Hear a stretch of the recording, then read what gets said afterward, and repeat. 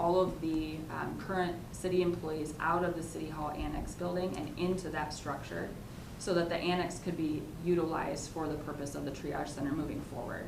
So in an ideal world, the triage center would be open by the middle of next year. We still have to go through moving all those employees out once build-out's done at City Center, and then work on doing a few build-out improvements to accommodate the triage center moving forward. This project has just been really an eye-opening experience, I think, for all of us at the city that have been involved in it, and understanding the types of needs throughout the community that it could address for us ultimately, and the data that it can provide us in terms of a triage center is great because we'll see people, we'll understand where they need to be triaged to, but then following that, once we have those data sets, we'll really know where our efforts and our resources need to be placed because of where those individuals are being triaged to. So we are blessed with having both healthcare systems involved in this project and coming to the table in a big way to help move this forward in terms of its operations and its costs of operations. So we're really looking forward to partnering with everyone in that. All the targets there set up in terms of how we're going to measure that, but they are working on it, and they're really excited about the opportunity that this could provide them. Our libraries are seeing increased usage across the board throughout the entire city. We have programming that's going on, just as an example, at the Ronning Library that's seeing a lot of usage by the teenagers within that particular area of town. So they're a great resource, and we don't oftentimes talk about it or lift them up in terms of the types of things that they're providing to the community, but they really want to focus on this as their BHAG moving forward because they feel as though this could give them some opportunity to make even more of a difference within the community than what they already are. So we're excited to see where they're on your card there. When we talk about engagement, we mean both our own employee engagement as well as community engagement. So these types of opportunities for us to come and talk with the school district and the school board in particular are important because we don't always have that ability to really understand again what it is that you're seeing, where you need our assistance, and where we can be of most value to you. And we feel as though these types of engagement opportunities provide us with that ability to move things forward in a more collaborative way and hopefully garner some innovative ideas as a result of these types of conversations. So we're also having these conversations internally with our own team members. We have 1,300 team members at the City of Sioux Falls, and we have a lot of great ideas out there amongst those 1,300 team members. And so we have worked really hard over the last year to identify different ways of getting that feedback from those team members to continue moving us forward in a positive way. One of the things that we've done actually just late last year was we sent out a survey to those 1,300 team members. We got 750 responses back, which we thought was really good, for that type of a survey. Just asking about what types of opportunities they see within their own job areas in which we could advance the community and move things forward. And what was really great about that survey and those results is it lined up really well to what these BHAGs are in front of you, which I think from our perspective just indicates that we're moving in the right direction. Our team members who are out in the field each and every single day, whether they're at a library or they're at a park or they're a police officer in and amongst the community in different facets, are all seeing the same types of opportunities to move us forward and grow. So that's one of the things that we've done. In that survey, we also engaged our team in terms of what they thought their values should be, their defining values as a city. And that's where those values came from on the back of your card there. They came up with those. They're completely employee driven, and we feel really strongly about that just because that's something that they can wrap their minds around and really focus on moving forward and be proud of. So we actually have set up some recognition programs now in and amongst our team members in which they can recognize each other for meeting one or demonstrating one of those values. Under finance, Mr. Vick, you'll maybe appreciate this. Number one is our bond rating. So we have a goal that we've set out there to achieve a Moody's AA1 rating. We're currently a AA2 rating for sales tax revenue bonds by 2021. So it's a big lift for us to move that type of BHAG forward, but our finance team feels strongly about it. And we feel as though at the city level, we need to model and demonstrate how to do these things, how to, consistently pay off debt while at the same time taking on more debt so that we can continue to move our city forward and meet the growing needs of infrastructure and public safety and health opportunities moving forward. And then lastly, the last thing I'll point out on here is under innovation and technology, number 1, citywide dashboard. So on our city website, we now have a dashboard, and we've targeted very specific key indicators of which we continually get asked for information on within the city. So oftentimes we'll get the very simple question, what's the population of the city of Sioux Falls? Well, now on our dashboard, we'll have that number in a very simple location on where to find it. We also have on that dashboard information with respect to how many miles our city is growing each and every single year. We have information on there specific to our police department and the types of calls that we're getting that might be a little higher than others. And so we're trying to take all those key indicators, things that people might look at, whether you're an individual moving to the community or you're a business that's looking at expanding, and put them all on one location on our website so that they're very accessible. People can dig into more information about them as needed, and we can continue moving our community forward. With that, just a couple of additional comments. Our budget moving forward for 2020 will be presented actually on August 5th, which is a Monday, at 4 o'clock by the mayor. He'll do a budget presentation, which is a little bit different from previous years. Previous years, we've separated the budget, and we've presented two budgets to the public and the city council. And this year, we've combined them. So our capital program and our general fund budget will be presented at the same time, and that's on August 5th. That will be followed by department budget hearings every Tuesday in the month of August to the city council. So each of our departments comes forward and they present their budget for the following year in a much more detailed fashion. A couple of highlights that I just wanted to share with all of you is that moving forward for the 2020 budget, you're going to notice a much more focused budget on core infrastructure for 2020. So one of the things that we felt very strongly about moving forward was that we needed to truly place some additional funds and realign some of our funds to meet some of our core needs within the city, specifically infrastructure, so roads, utilities, and then also public safety. Doesn't mean that we forgot about our culture and recreational opportunities within the city, but one of the items that we have heard a lot about over the last several months is the desire from the private sector and the nonprofit sector within our community to understand what those needs are that the city has and assist with those needs. So just as an example, a couple of months ago, we were blessed with a gift from Joe and Jennifer Kirby to build a dog park within our downtown. That was a great gift to the city. What we've heard from people like Joe and Jennifer are that they need to better understand what other types of opportunities there are that the city would like to pursue but don't necessarily have the funding to do so. So we are working on creating a very focused list that those individuals can help us with moving forward so that we can focus on providing those core infrastructure needs that our community has. Doesn't mean that we won't shift back some of those funds in the future, but right now we see that core infrastructure as being our most immediate and most critical need to the community. So we're working very closely with all of our departments to identify what some of those core needs are that maybe the private sector or nonprofit sector might be interested in assisting us with. Just as an example, and I hear about this often, so this is why I'm bringing this one up. We have a really great sports complex in southeast Sioux Falls. It's called Harmadon Park.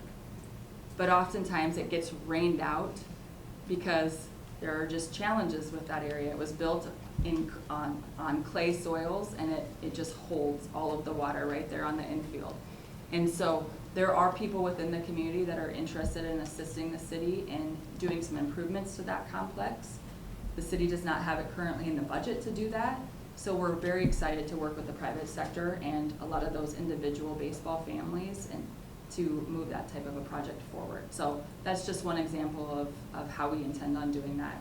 We want to be very focused with those efforts and know that we as a city can take on those types of gifts without creating additional operational burdens for us in the future, or at least being able to budget for them in the future. But at the time that, or in the time that we're at right now with needing to turn back some of those funds and realign them to infrastructure, we feel like this is a good approach. Definitely not the long-term sustainable funding source that we need for parks and recreation, but in the short term, it makes sense.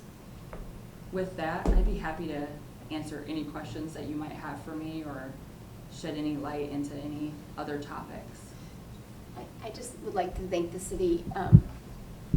We were able to have Mike Cooper and Mark Cotter on our task force that really helped pinpoint where the city's growing, where we could build schools, and was helpful in making that bond successful. So thank you for lending their services, and we'll probably need some people like that when we go through boundary discussion as well. So we hope that partnership can continue. Of course. And the other, the Premier Center campus, we obviously have a vested interest in that as well with Howard Wood. So we're very interested in how that will come to play out in the fall of 2019. So, definitely. Thank you for pointing that one out. Yeah.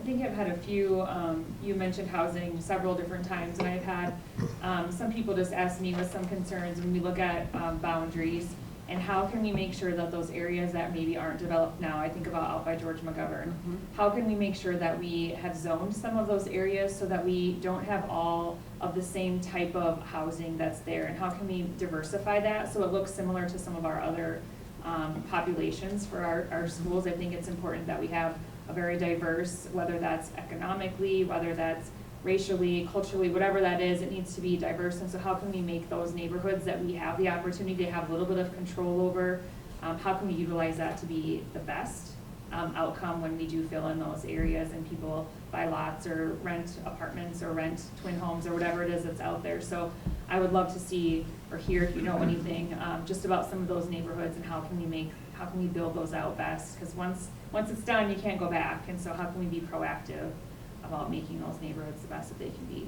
Sure, no, thank you for bringing that up. It's, the northwest sector of our community just recently over the past couple of years has really picked up in terms of growth.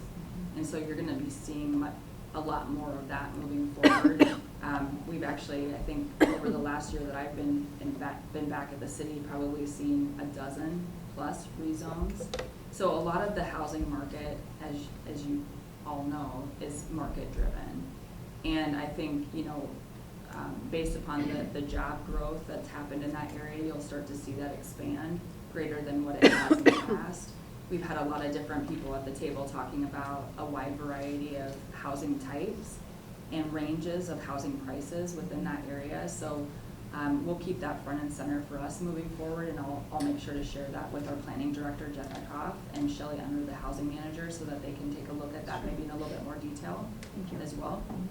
I think to piggyback off of that, I've sat on our Head Start Policy Council for 9 years now, and one of the challenges is making sure that our programs have, where our programs are housed, what elementary schools are housed at, have affordable housing in the areas so that parents don't have to struggle with transportation.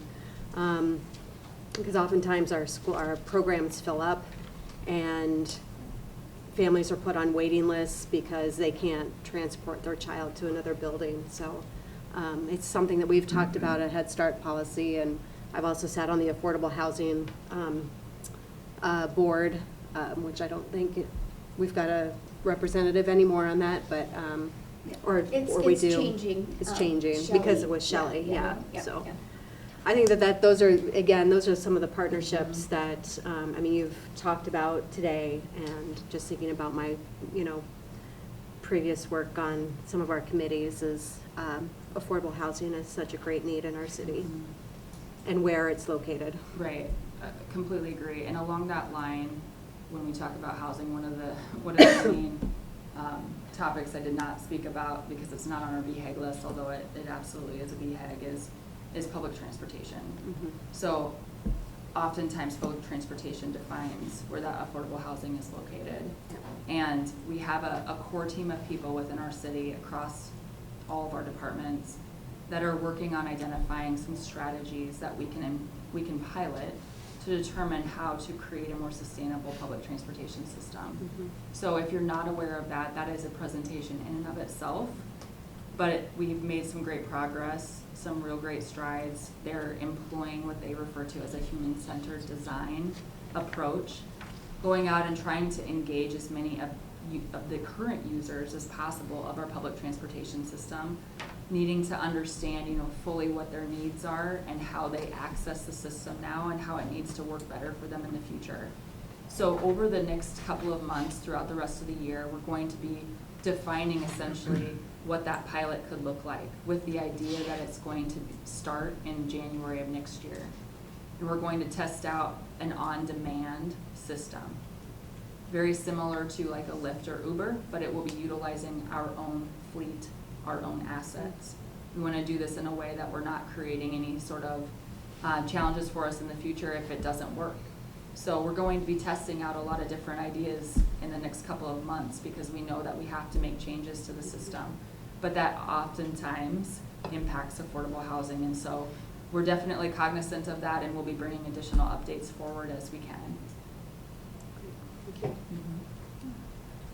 Just an observation, when you were talking about the dog park and looking at other donors potentially gifting to the city, maybe what your relationship also looks like with the Sioux Falls Area Community Foundation, who has a strategic plan for the community where they've taken donors and citizens and carefully thought out what some of the philanthropic needs look like for nonprofits, and just an observation of another partnership that you may draw on as you're looking for some of the philanthropic intent of the community. Thank you. The Community Foundation has been fantastic to work with, even with respect to the Kirby's gift.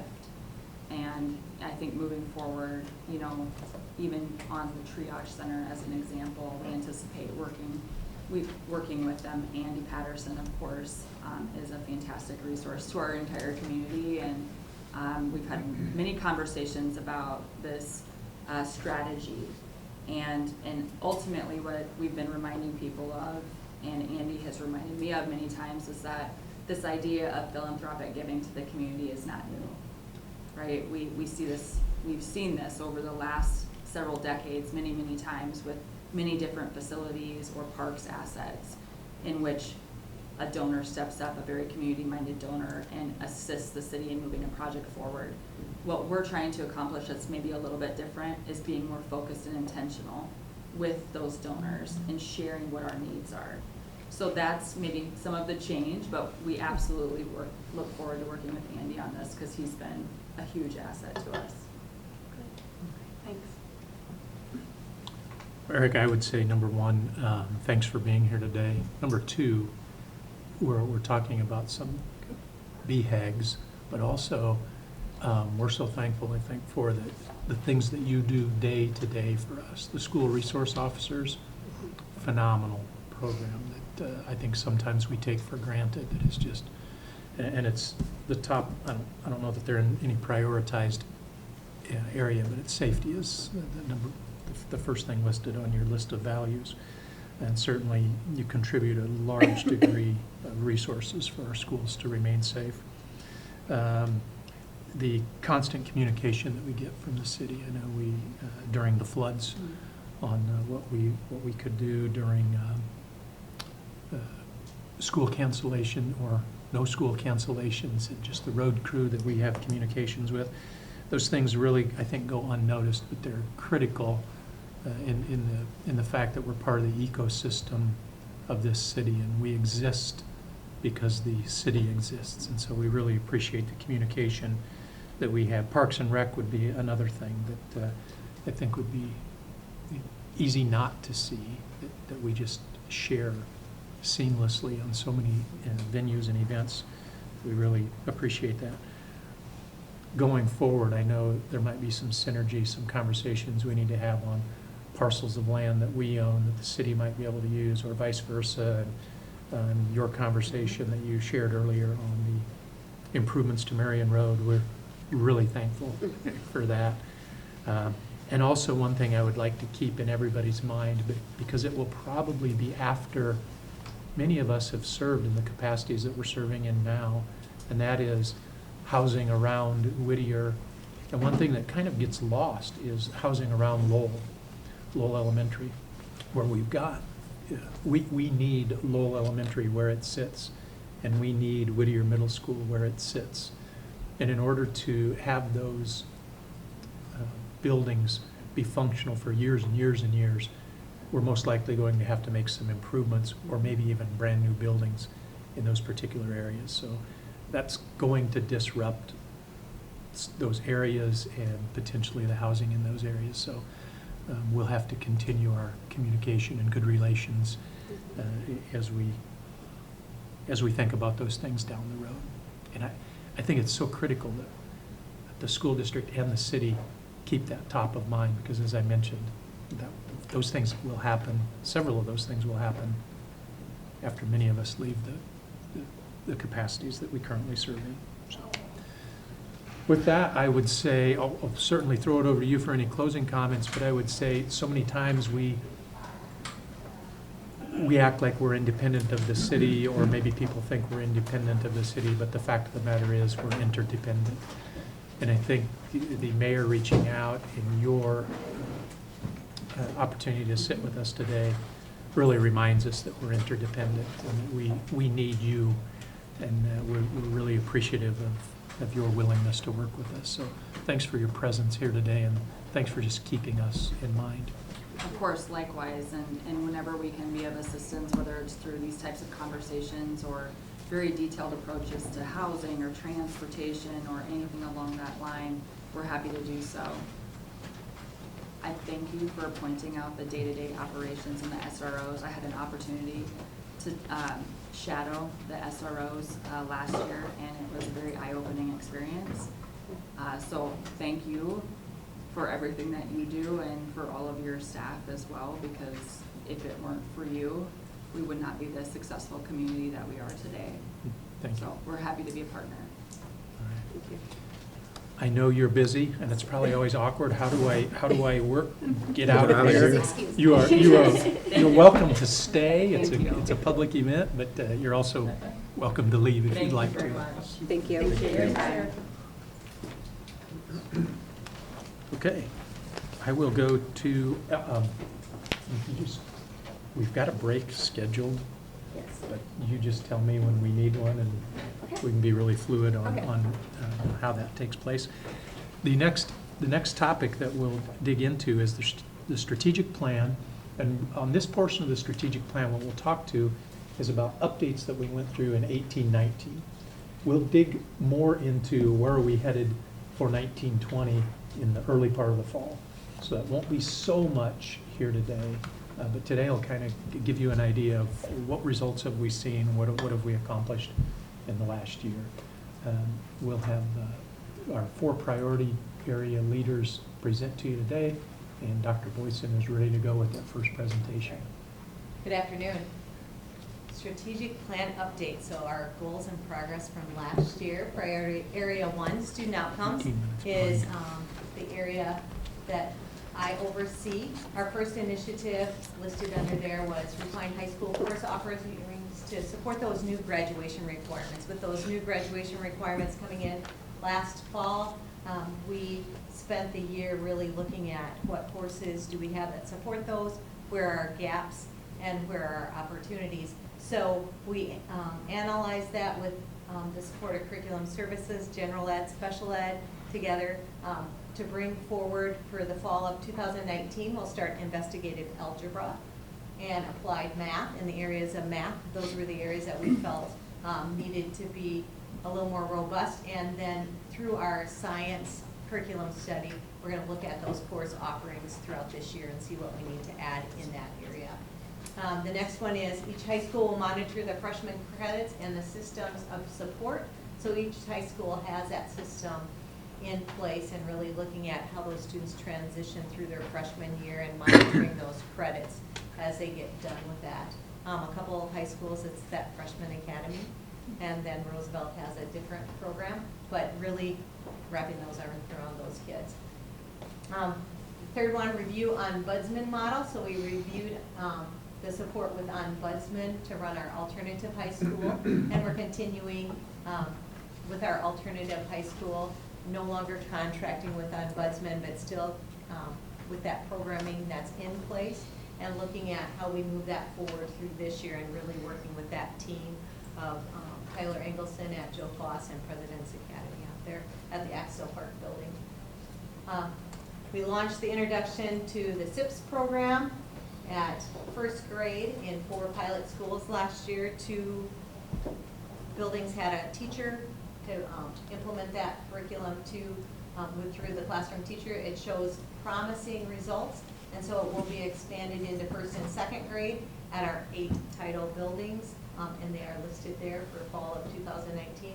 They're interviewing this morning, so we are getting ready to go on that and the training to support that.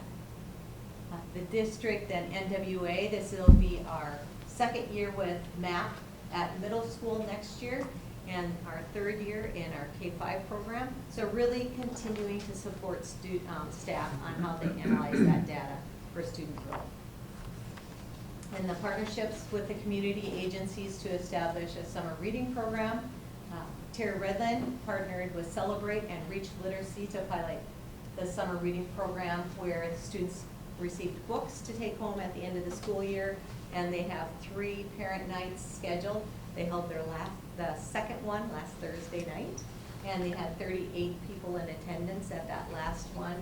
Some very exciting times along with the library, or with the support from the community coming in, the teachers coming in. We had a little tornado warning going on, and it was a great fun for those that are there.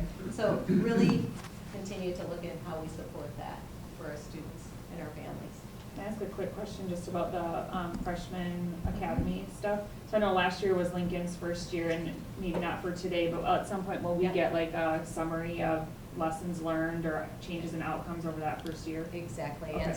and really looking at how many credits they earn, so about 93%, just a little tidbit of them come out right on track at the end of freshman year, district-wide. So I think, so then they use that information at their own buildings to decide, but yes, how they compare to the year before. Okay. The next one, the alternative schedule for elementary program. We spent last year really working through looking at what a different schedule would look like for an elementary. Came up with a schedule that provided equity for students, rotating specials, daily collaboration time, and intervention blocks. And so that will be implemented, ready to go for August 22nd. Evaluate student outcomes at the elementary behavior program. So the data's been collected, and the committee's reviewing the summative assessment, and will make recommendations coming up. Standards-based grading at middle school, or practices. The committees met through last year, really reading some data, grading practices, and explore moving towards standards-based evaluation of learning. So we're really looking at student learning and outcomes for mastery learning, and how's that align with their curriculum adoptions. PE will have it in their learning behaviors next year, and then looking at 2020 for ELA and math, and 2021 for science, social studies, and the encore classes. And so that committee continues to meet, just really looking at, again, standard-based evaluation of learning. So how's that learning? How do I demonstrate that? And then implementation of the LMS, that learning management systems, Schoology. Used it last year for clerical in-service. Our CTE at middle school used that throughout the year. We'll use it again for our clerical in-service this fall for a portion of that. And then all middle school teachers will have full access to that next year. And the last one, develop a scorecard for schools that elect to be in the specialized and small schools category. So the state contacted us with 3 schools that had the opportunity to develop their own scorecard that's more appropriate for their programming. and Elementary Immersion Center, Bridges at Horseman and Exwell Park programs. They developed their scorecard, worked really closely to align those practices for collecting that data, and those are ready to go. We've got that data collected for this year, and that process is in place. And one quick question, when you were back at the Refine the High School course offerings? Yes. The pilot project that, for like college algebra, is that investigative algebra, No, or is that no, a different one? That's a Okay. different one. So we'll start with, at Lincoln this year, we'll have that college algebra, and that will be taught by ours through USG. Okay. But it's teachers on our campus, so that's different. Okay, and so that's just starting this year? That's Got it. just Thank starting, you. yes.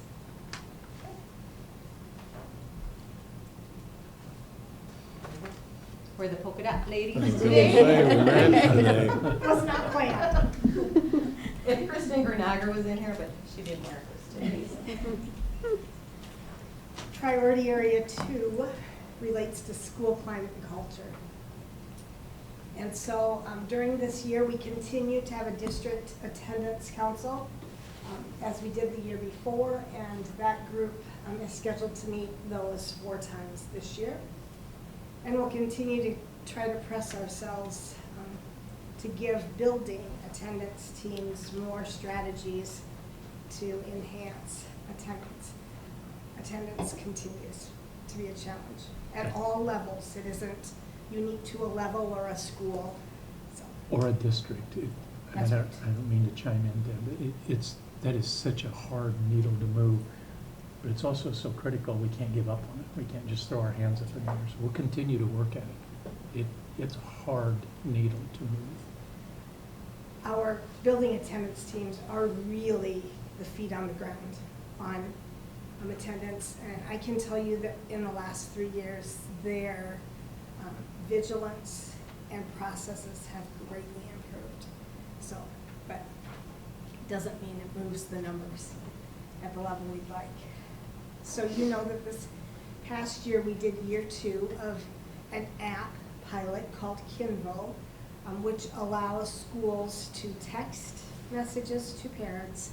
And it also is a source for roll-up data of attendance at each school that was interfaced with our Infinite Campus system and did that. So Doug and I were involved with those pilot buildings. We've done surveys, we've analyzed their data over that 2-year period, and you don't see a difference in their attendance data. So we discontinued that contract as of June 3rd, since it wasn't making a difference with attendance, with input from the pilot buildings. Now, this past year, we also ran a pilot called Kinvo Connect. It was the same company, and it really was an app to allow texting between schools and parents, and it archived that, so you had some protection for the messaging that was going on. What we heard in year 1 from the Kinvo app was how much the buildings loved texting. And they could go as far as to say, we texted all the parents a reminder about conferences, and we had the best turnout at conferences we've ever had. So the issue of a communication tool that texted was loud and clear from our buildings. So Kinvo Connect was just that. So we used it this past year as a pilot at Terry Redland. We surveyed those staff, and that increased parent engagement in the communication was evident again. So at the end of this year, Doug and Mike Christopherson and I worked together. Yes, I wasn't really here, so really they did the work. And we looked at all of our options to provide that communication platform that we heard principals wanting in a framework that was protective of the communications. So you all approved a contract this summer to expand our relationship with the Blackboard K-12 group. So you'll see as we move forward, we have engaged in meeting that need, but not through Kinvo. Those have both ended. So participate in continued dialogue with the courts, law enforcement, and county officials to establish a memorandum of understanding. That is done and signed by all parties and in place. Dr. Nold was instrumental in representing us to get that done. And then culturally responsive practices. So a year ago, after studying that, we moved into our standard school improvement plans a section where each school would set goals toward making their staff more responsive to those needs. Each school had an action plan last year. It was year one. Jamie and Teresa and I looked at all those actions, and there were some really cool things schools were doing. We have a think tank of principal reps who meet with us, and what we heard from them this spring was, how do we keep it in front of people? How do we give a clearer vision? So this summer, we've been working with the think tank to put that together and have that ready to roll out as the school year started. And then we also provided these trainings during this year to keep raising people's understanding of what it is and what to do. So those three happened during this past year. And in August, we'll have Dr. Jermaine Davis come back and present to all of the EAs when we have them together on August 8th. Because what we're hearing from principals is it's so hard to get all those support staff into that base. And so we're starting with the EAs in August. We'll see how that goes. So we can keep reaching out to all groups, not just teachers.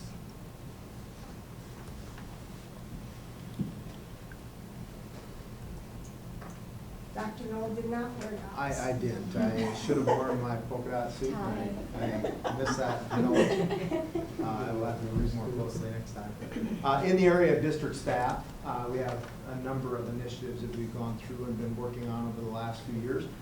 The first of which with the mentor program for our new teachers within the district. And this is a state-run program that we brought alongside with our district program, and that is run through our instructional coaches that we have that reach out and work individually with those. The predominance of that is, there's a few of which will be in some specialized or unique categories. Our special education teachers, we will use someone else in many of those to be their mentor. Same way with some of our specialized programs with CTE or band, orchestra, music, some of those. So majority of those are utilized through our instructional coaches. The teacher pathway program, if you recall, a year ago, this past year was our first year with that. We had 130 some that had signed up, students that had signed up. That's the student program to be able to grow our own, to be able to keep our teaching pool as high as we possibly can. And we had 130 some signed up. There's 119 that actually were able to get it into their course scheduling. That's always the difficult part with the high schools, as you know, is to be able to fit it into the schedule is a little bit different than just signing up for something. We have currently 90 that are enrolled this next year, so we had a large bump in that first year, and that's a great number to be able to continue through. That'd be our hope, is to be able to say somewhere between 75 to 100 each year that would take those courses overall, that are currently signed up for year number 2 now to be able to take that this next year. The teacher internship program, that's for individuals that are adults that do already have an undergraduate degree, but they did not go through the common practice of your undergraduate degree in education. And so they would come through, and it'd be a little bit of a non-traditional approach to that. We had 12 this last year that we supported internships on, many of which, the majority of which have gone into now to complete their 2-year master's degree, become certified teachers. And there's 4 now that we've hired through that process from the first year, which was 2 years ago, that are now teachers within our school district. So it's good that way. We've completed interviews and just in the process setting those up for this next year as well. The review of the district social workers program, that's still in progress right now. We'll meet with the planning team or the steering committee this fall. We completed a time study as to 5 different weeks throughout the school year where they tracked their time and what they had utilized that time for. We wrote the job description, surveyed the administration as to the greatest need for the social workers within their buildings. And so we're looking at a lot of that data and the year-end data that they had, and we'll present that to the steering committee this fall to look to see if there's any additional changes. As we went through the year, there's a few minor changes that we made as far as representation at court to be able to best utilize our time there, because we didn't need all of the social workers showing up and waiting when it was a truancy issue or other court circumstances that way. So one represents the district, and there's a couple other things that came into play with that to help to better utilize our time. The next one, or the bottom there of the page, develop the ongoing professional development. You've heard a little bit of that, but part of the priority is to be able to, how do we better equip our administrators? And some of the tools that we can give them to be in their tool belt and utilize for their staff. One of those, we're never quite sure how to classify or call it, but the instructional leadership program is something that we brought back into the district. Ed Fort Band had been part of that at one time, so that's why I put Fort Band in parentheses. But the program in there that came out of North Dakota, we continue on with and are training all administrators in. That's a 5-day training, so it's a significant commitment, but all our new staff, our new admin go through that training. You can see some of the others there as well, but we'll also put that together for this next year of the admin professional development that we will get. The final two in the area of district staff, the new alternative to the Gallup survey. And we're working through that process right now to make sure that we have that in place for this next year, because many of those things that are going to be contained in that survey will be utilized to assess how we're doing in a strategic plan. And so we're working on that to be able to supplement those things that we utilize from the Gallup poll that will now be found in this new survey, plus a few additional things that will benefit our district. Also to benefit the buildings, because we saw some of that data that we were utilizing. It didn't necessarily break down to individual buildings so they could see how they were doing. It did a district approach, and we'll utilize some of those now to be able to help them at a building level. And the final one on this is complete the review of the building technology integration team leaders. We had done that. Many of the things that they had been utilized for to help train staff on, many of those things have now been picked up by either the instructional coaches or the building computer specialists, which is assigned to each of the different buildings. And so that position was allocated out to others. Because the things that had started out with Infinite Campus was a significant task that they took on within the buildings to help train staff. Well, much of the training or the initial training of Infinite Campus, then their new staff have a training date that they go to be able to get their training. So the tasks of that position has been allocated out to others within our district already.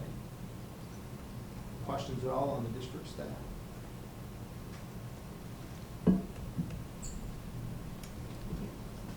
Next up is community engagement. It's priority area 4 for our strategic plan.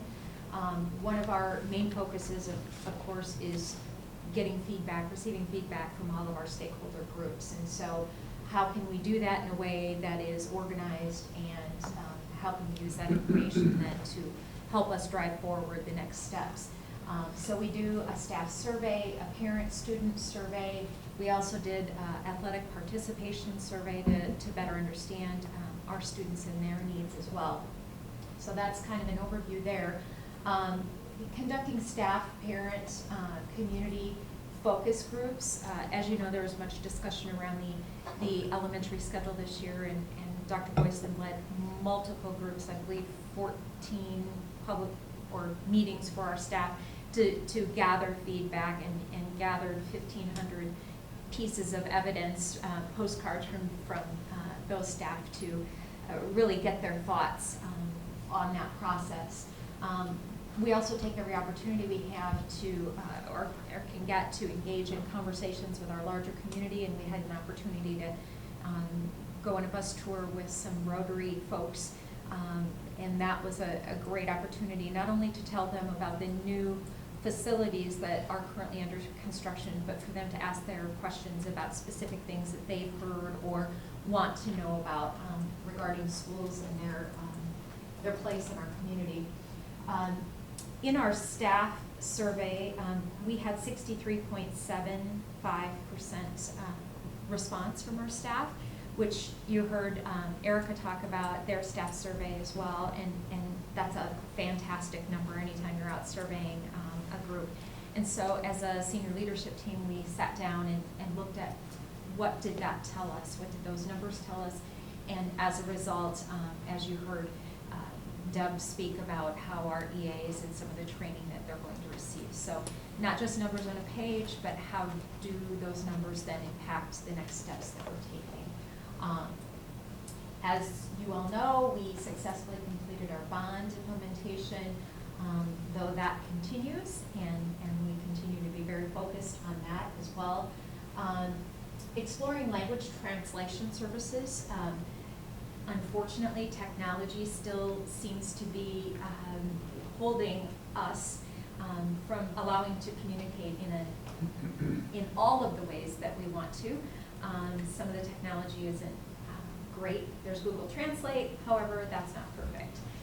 So we continue to look at those options, and as Deb alluded to earlier, we'll be implementing the texting option for all teachers. Previously, ParentLink was, messages could be sent by our principals, and in some cases our clerical had that capability as well to send newsletters, and now all staff, all teachers will have the ability to communicate, and some of that translation can go through that process of ParentLink. So we're excited about that, and there just this morning was an update from the IT folks working on that. But that's a heavy lift, but an important process to get into place for the fall. We also looked at our social media marketing to reach our online audiences. That's where people are at today, whether, you know, we might as well be there because that's where they are. So you'll notice a lot of our posts that come from the district page are usually done around 8 p.m. And that is what Carly Yuffie found in her research as to when our people, when Sioux Falls people are engaging on social media, when most of them are out there. So we're really looking at the times that they're out there so that we can engage and capture their attention. We also, I would say, get a whole lot more messages coming into us through social media saying, hey, where are the school supplied lists? Or I'd like to get in touch with, you know, have my student do driver's education or what have you. So we're continuing to look at those social media outlets to engage with our parents on that level as well, because that truly is where they happen to be. So overall, I think moving in the right direction for great engagement, but always looking for opportunity to continue to provide information, receive feedback, and keep that circle of communication going. Okay. I'm not sure. That's it for me. That's it for the strategic plan update. Did you have any questions or comments? Again, we'll be back when the administrators report here, coming up here soon, the first part of August. We'll go over this again. We'll restructure what it looks like going forward, and we'll report back to the board. I believe it's the end of August or the beginning of September. We'll bring this up to a board meeting. Gratefully, you stuck to your word and not stuck it on a shelf, and we seem to get a good amount of updates, and we're staying on track. And I'm really grateful for that. Thank you. One question regarding attendance, and I'm curious, I know there's probably, like, whether it's privacy or different reasons, but when people call in, how many options do we have? Do we just have excused and unexcused? Or do we have, because I'd be curious if we could break that down to say, I mean, if I call and I'm on vacation, I will just say, my kid's missing because we're going on vacation. And I don't know that everybody is that honest, but part of me wonders if we could categorize that in a different way for those that are honest, or who we ask, can you just tell me the reason that you're missing? Could we target certain interventions or have a better brainstorming about specific reasons why we could track that more? Like, okay, we know that at this school, we seem to have a lot of kids that miss because they're on vacation. And on this school, we have a lot of kids who are sick. And could we somehow communicate then with, we have lots of doctor's appointments. Well, is there a clinic that many families in this school go to that could benefit from having extended hours where their kids wouldn't get pulled out of school to go to the doc? You know what I mean? Like, I'm just trying to think of, like, how could we break that down a little bit more and try to understand the reasons why people are missing for those that will give us that information. Yeah, it's a good question, Carly, and I think if you remember what Deb said, one of the things that we do is from a district level, we look at our attendance rates, and then Task the I buildings. don't remember exactly how she said Mhm. it, but we task the buildings, and that's where we try to figure out and drill down, what are the issues here? How do we address the issues So here? from an IT perspective, is there something that would be helpful for the buildings to have as a tracking mechanism? So when they're coding a student as out, how is it that they're coded as out? Is it literally excused and unexcused, or is there more to it than that? 'Cause I've never seen, or I don't have any of that information. There's about 15 probably different codings. Okay. You know, the fall under medical, with note, without note, and so it does get some detail. But the Okay. parental Maybe request after is- open lunch. Yeah, yeah, those. That's coded a lot at high Yeah. school. And the different codings, not to the degree of, you know, the parent request, vacation parent request. Sure. So the parent request doesn't break down. Okay. Yeah, So so I mean. then a building attendance team, if they were worried about Deb Wilson's attendance at school, they're gonna look at that system. That breakdown. And then they're gonna probably be talking to you as Deb's mom. Sure.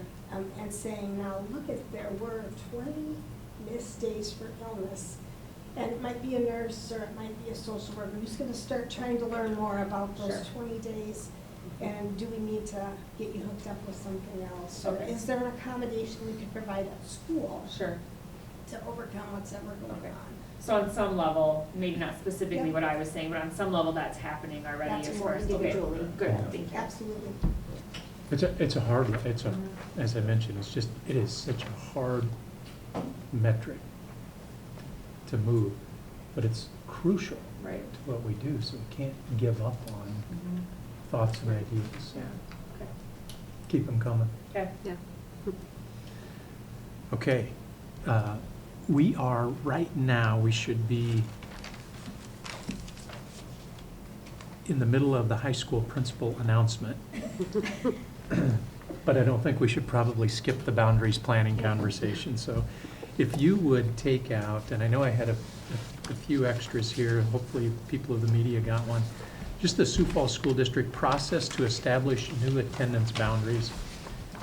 If you'll remember, it was at this meeting in the fall of, or in the summer of 2017, where we started talking about putting together a timeline of events for a bond issue.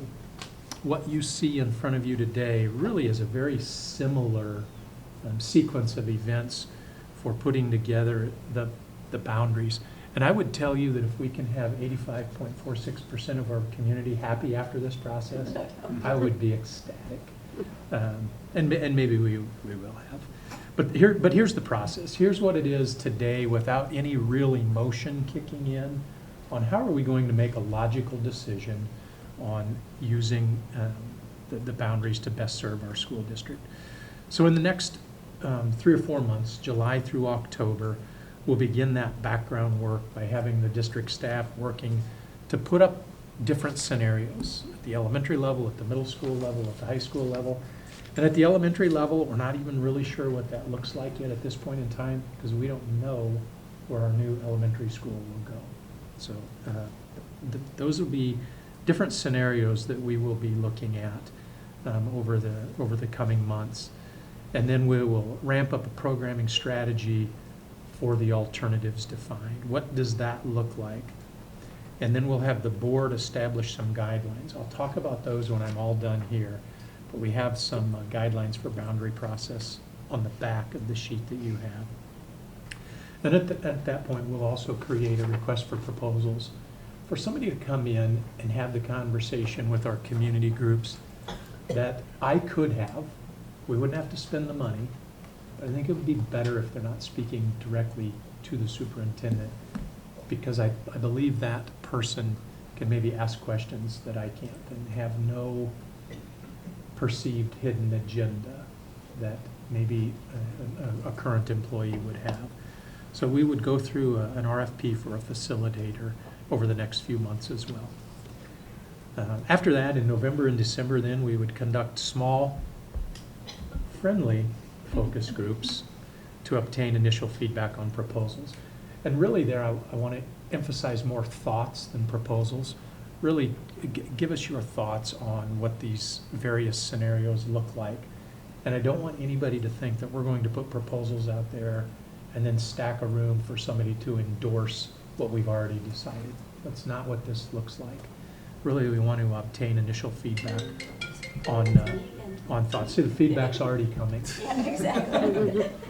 on those thoughts on what that could look like. And then from there, assemble a boundary committee of community members so that they can now take all the information and all the ideas that we've put together and begin to think about that. I will ask you for names I'll solicit names from you for that committee, and we'll also look at trying to have that committee be as representative as our task force was, both geographically as well as socioeconomic diversity, in getting the input for that community that we would need, and then hire a facilitator sometime between now and the end of the calendar year to really get us rolling for second semester. So in January, we flipped the calendar to 2020. We're in the middle of this coming school year, and we begin the committee meetings. And notice that is plural, that we'll meet, we'll give information, we'll share guidelines, and above all else, we'll talk and listen to see what information we're getting back. I don't have a number set yet for those meetings, but I would anticipate a similar number to what we had during the bond conversation. Minimum of 2 meetings, as I mentioned, it'll be plural. And also then conduct public feedback sessions where we take the information, all of the information that we talked about first semester, all of the facts and the figures and those simple things that go behind logic, and then we'll begin merging those with the emotion that is sure to come through the public meetings. And we'll take that information to share and to listen, and as Stephen Covey would say, to sharpen the saw, to really begin to determine what will this look like. Our goal then is to put in front of the board in April of next year a recommendation. And you might say that's pretty quick. My thought is we still have an opportunity to be nimble at that point. So we put that information in front of you in April, more as a draft. Here's what it could look like. Here's what the boundaries could look like. I think for your sake, so you're going to stay abreast of all that's going on through the community conversations and the task force conversations. But at this time, it's the first time that it's really put in front of you, to where now you get the emotion, but you also get the logic, and you get what makes sense for our community. That's the task that you have in front of you. But it also doesn't come to you in a take it or leave it proposition. It comes to you so that you can have dialogue. You can turn it back to the administration and say, get me more information, get me more facts on X and Y and Z, and then we'll bring that back to you. Now, you can't use that delay tactic forever, but I think for a month or 2, we can begin to say, what does this look like? What does it feel like? And where do we need to be? We'll study again in May and have that deliberation on what our alternatives are as a board. And then hopefully by June, we finalize those new boundaries so that we can begin to put programming in place a year in advance of any programming needing to be in place. And we begin to figure out what those ramp-up strategies are after you have a board vote. Also, I put in there, I think it's really important that we always have the potential in July to have a new board member. I think this decision is a decision for you 5. I don't think it's fair, for lack of a better word, to have somebody come in new in July and have to vote on something that you've had really quite some time to go through and to digest and to study and at that time. So that's part of my rationale for, I think June would be the time to make this a binding issue, and that we make that vote in June.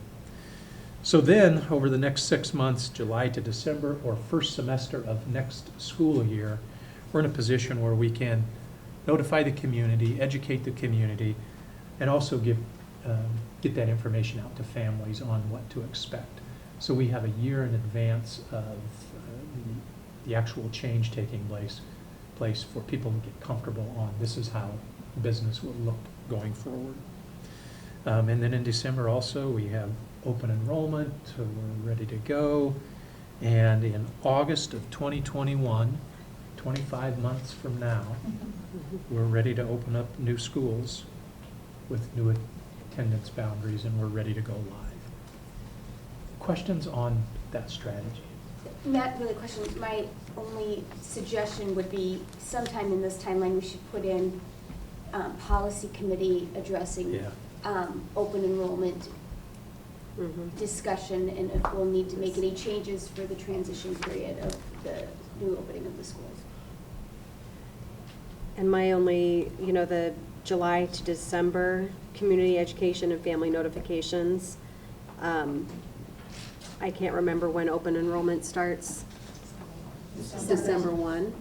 So we might want to push that to November of 2020 to give families time to adjust More time. and have that thought ready by December 1 if they want to open enroll. I think, and I think that's a good point. I think what we're saying is by December 2020, we want to make sure that we have taken care of all the community Yeah. education and family notifications, so that in December, folks are ready for that open enrollment. I think we're on the same page there, Yeah, Kate. I just don't want it to be November 25th that they're getting a notification and they Send a have. little email out, if you have any By the questions, way. let us know. Right over Thanksgiving weekend, Yeah. and have them make a decision by December 1st. Good That's point. all I'm trying to avoid. Good point. Any other things to think about? This is a work in progress. The information that we put out for the task force and for the bond issue, all that pretty much came to fruition as outlined. So hopefully we stick pretty close to this, but this is tentative. This is a draft, and we can change as we go. And that committee, the boundary committee, our last task force had about 30. Yeah, I was Is that going to right? ask Deanne. Yes, about 30. That's 30, about right. okay. I would anticipate that this would be Similar. very similar in size and in complexity. And I Sure. don't mean that good or bad. It's just, Mhm. there has to be some complexity to what that Right. looks like. And regional, you kind of laid all that out, Yeah, yeah. But yeah. having We will people do- from all different high schools that would be impacted, We'll- not just high schools, but all the schools. Yeah, we will do the best we can, and including, you think about what we did last time. We had a couple of former board members on there. We had folks who used to have kids in school but no longer did. We had folks Retired who teachers. didn't have kids in school yet but would have in the future. We had retired teachers, and certainly we had a lot of folks with kids in school. So Mhm. we will try to represent everybody that we can with 30 people. Yeah. Okay, if you flip that page over, we talk about board guidelines for boundary process. And again, this is a draft, but we're just trying, this is something that we will shape up and put together here in the next couple of months. If you remember the July to October scenario, there where we have, on the third dash down was board to establish guidelines. So this is just our an initial thought process on what does this look like. Priority 1 would be quality education for all students.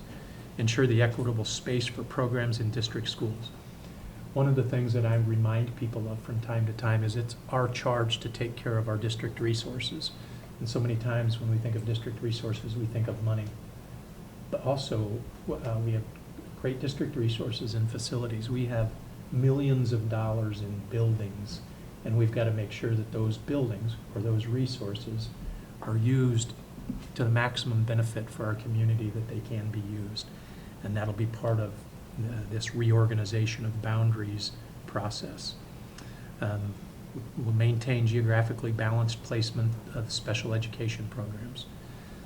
The second priority is student safety and well-being. And by the way, it's not the second most important priority. It's just as we go through the number of priorities, this one is priority number 2. And when we talk about student safety and well-being, what are we really getting at? We're talking about safe walking routes all throughout the school district. We're talking to ensure equity in the maximum amount of time similar situated students must spend on a bus. We'll dig into this more at a later time, but you get the idea that we're talking about here. Budget considerations. How do we economize transportation costs by not busing students out of natural walk areas wherever possible? And another budget consideration would be to reassign student attendance areas in order to maintain maximum cost efficiencies with the district funds. So you see, how do we balance those budget considerations with the utilization of those resources? And oh, by the way, safety is a really big issue. You see the complexity that we begin to talk about here. Natural borders, as we begin to think about boundaries, will be a big issue.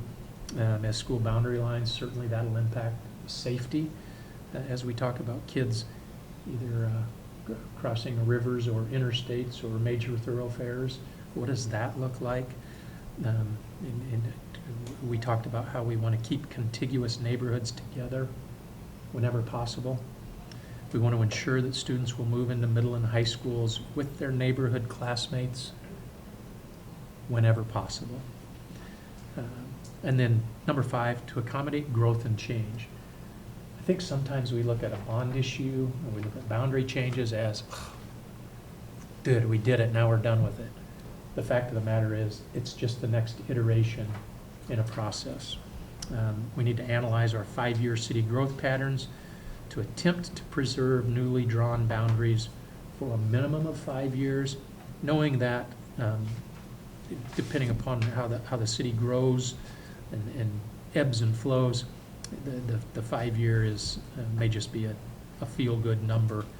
But we want to set out with that in mind, and also to set attendance areas according to anticipated growth or the aging out of neighborhoods as fewer and fewer kids may come from a particular area of town. So we start with that in mind. We'll revisit this. You'll revisit this as a board. We just give you this as a template to begin that process. A quick question. Is the student-teacher ratio and the building enrollment capacity, would those be recognized under priority 5?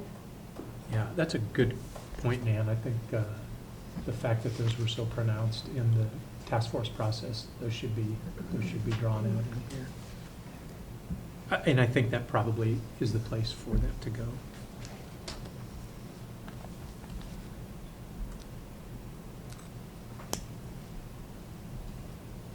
Well, we're about halfway through our time allotted. Should we take a quick break? Please. Okay.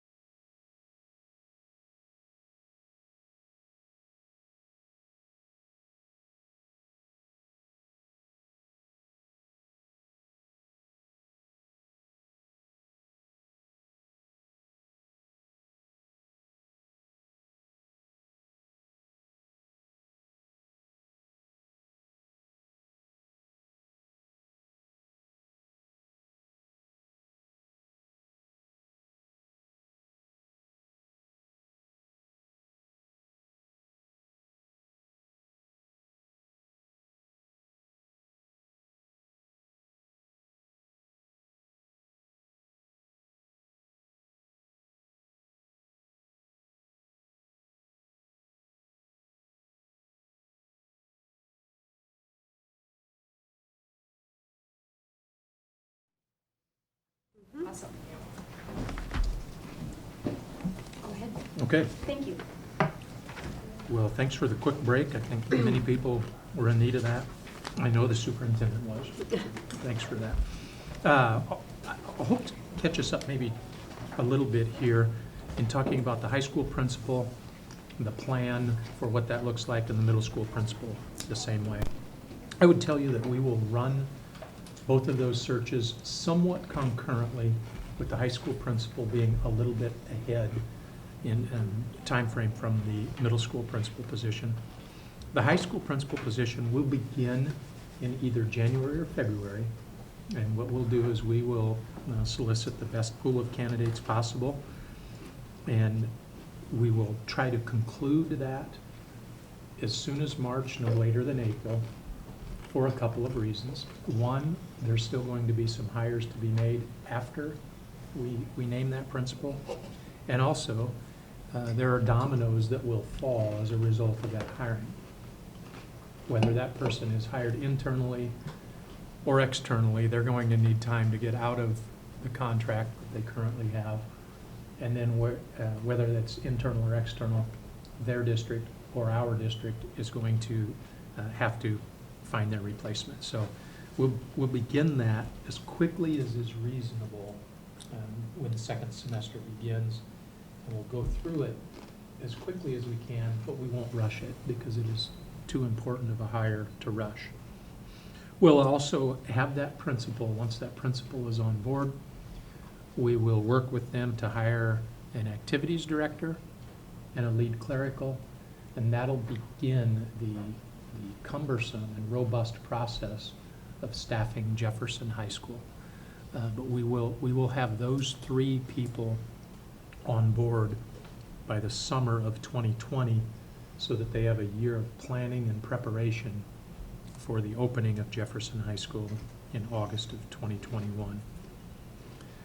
The middle school principal, I would say we will begin that hiring process in February, no later than March, and we will hire that person by the end of March, no later than April. If that person comes to us externally, we'll have to think through what we do with them during the 2021 school year. While the planning process for Ben Rifle Middle School will be every bit as important as the planning process for Jefferson High School, the number of unknowns, the number of hirings, the number of activities, the complexity of opening the middle school won't be quite as great as the complexity of opening a high school. So they won't have the full year without any other job obligations during that year. So if they are an internal candidate who become the principal at Ben Rifle Middle School, our thought today is that we will hire an intern to put at that building for the 2021 school year.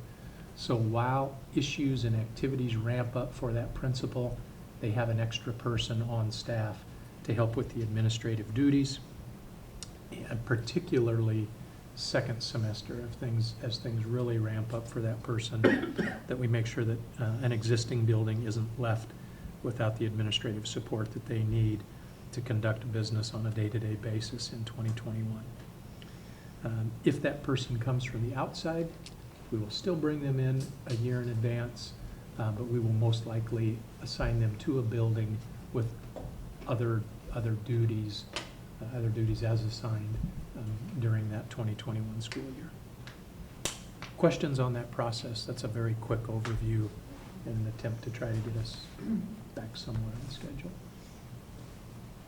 Makes sense. Okay, then it's time for our annual update on specialized schools. Where's the high school program? Or we could do the high school programming since it was listed next on the I thought agenda. we were just catching And up I'll- on time. Yeah, I'll you turn- just skip right over it. I'll turn it over to Dr. Boyson. Well, good afternoon again. Thinking about hiring for the new high school and Dr. Moffer's updates on that. And then looking forward to will Jefferson High School look like, and how will the facility impact the programming? And then also the site selection with other opportunities that we have around Jefferson, how's that all gonna fall together? So as we move forward in staffing Jefferson, it's hard to believe that 2 years, those doors, I mean, hopefully in 2 years, we're out there for this meeting at the new facility, right? So that way we can see that, really looking forward. It's been 29 years since we've opened a high school. And so that's a long time, and many things have changed, but many things have stayed the same with education also. So then really looking at current practices and future opportunities as we move forward. Today we're going to look at the design of Jefferson High School, the location, and the benefits to the students. And so that the students at Jefferson will have full access and opportunity to the surrounding areas and everything that's housed within there, including New Tech High. And so we can't forget about that opportunity. So we're going to start by looking, first of all, at the floor plan. And if you look at the floor plan of Jefferson High School, Ted, do you feel like somebody's just lurking over the top of you? If you look at the floor plan at Jefferson High School, it's different. We have the learning suites, the 5 learning suites here, and they're 2 stories with open access down into that open area within each learning suite. And so that is just a little bit different. The classrooms can view out into the center. There's open spaces for collaboration, and really looking at, as we dive deeper into, this would be a whole learning suite, each one of these being a classroom with windows out into this open common area that's open to the 2nd story. And that's different than what we see right now. Right now we have those long hallways with the classrooms that just fall out into that hallway. Our hallways are going to be out here, so that way students can flow back and forth between the classroom and out into these collaborative spaces for group presentation, small group collaboration. And how do we help support students and staff with using these spaces that are going to be different in our buildings? Another space that's going to look a little bit different, this is our commons. And that common area where students can go and they can work together, they can work independently on information that they're working on, maybe with a dual enrollment course, an academic course from a university, or just a course they're working on. But it's more of a university feel to it. And so again, how do we help support staff when we utilize those spaces? We have small group collaboration spaces sprinkled throughout the building. Again, students and teachers can work in those small spaces, or just groups of students, but how do we use those spaces as we move forward? This is the inside of a learning suite.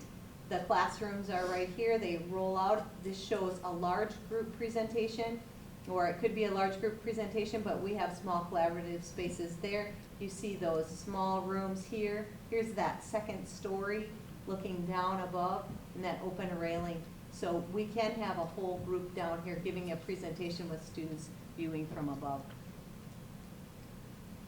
The Media Center is our modern day library, and that's the hub of the school, that Media Center. We have that open hallway here, 2nd story, small group collaborative room. We have 3 other small spaces here. One will have a green screen. We have our incubator lab over here where teachers can bring whole classrooms to set up demonstrations. They can leave those set up throughout the week if they check those areas out. And then if you step back over onto this side, there's a small presentation space here. There's chairs along the railing so students can look down into that presentation space. And then beyond that's the coffee bar.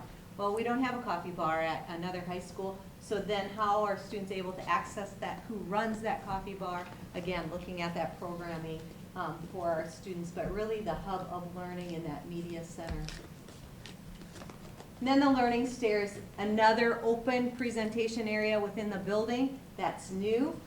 Getting teachers out there to use that space. It has a projector and a screen that will come down, so we can do large group presentations, or I can do small group collaborations. And open to the top 2nd, so there's a pass-through for students to get up to that 2nd story. Again, as students are looking out here, another great space into our courtyard. And so that courtyard space, do I take my classroom on a day like today? I can take my classroom out there for some learning. Open lunch, can I take my lunch out there? again, that programming to help staff and students understand how to use all these great spaces within the building. And here you can see the learning stairs right here. So learning's on display. When you think about that, it's not only just in the classroom, they can view out into the center of the learning suites to see what's going on. How do I flow back and forth between those areas? The building's designed to support student and staff collaboration. And so how do we use those spaces to help support and maximize opportunity for students? And it was never so evident as when we were out at the groundbreaking in June to see the opportunities that our students are going to have.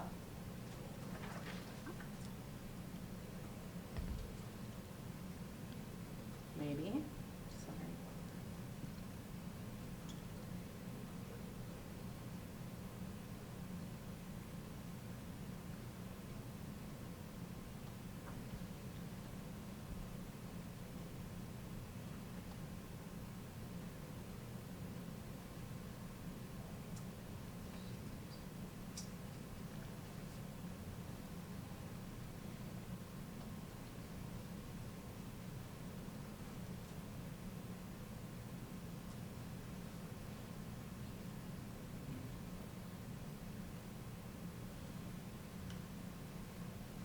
Maybe not, sorry. All right, this is where I would call on Mike, but Mike isn't here. You want some help? Yeah, that'd be awesome.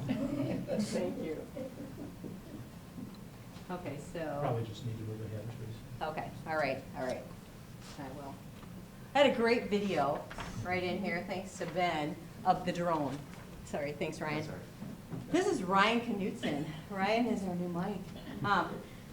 But a drone video where you could see CTE, STI, and the new university community college and the proximity. And like we said, when we stood there, you really could see how do we make sure that students have access to all of that as we are out there with that new facility. So that's our challenge. How do we look at the programming to allow students to use all those? We have our external environments.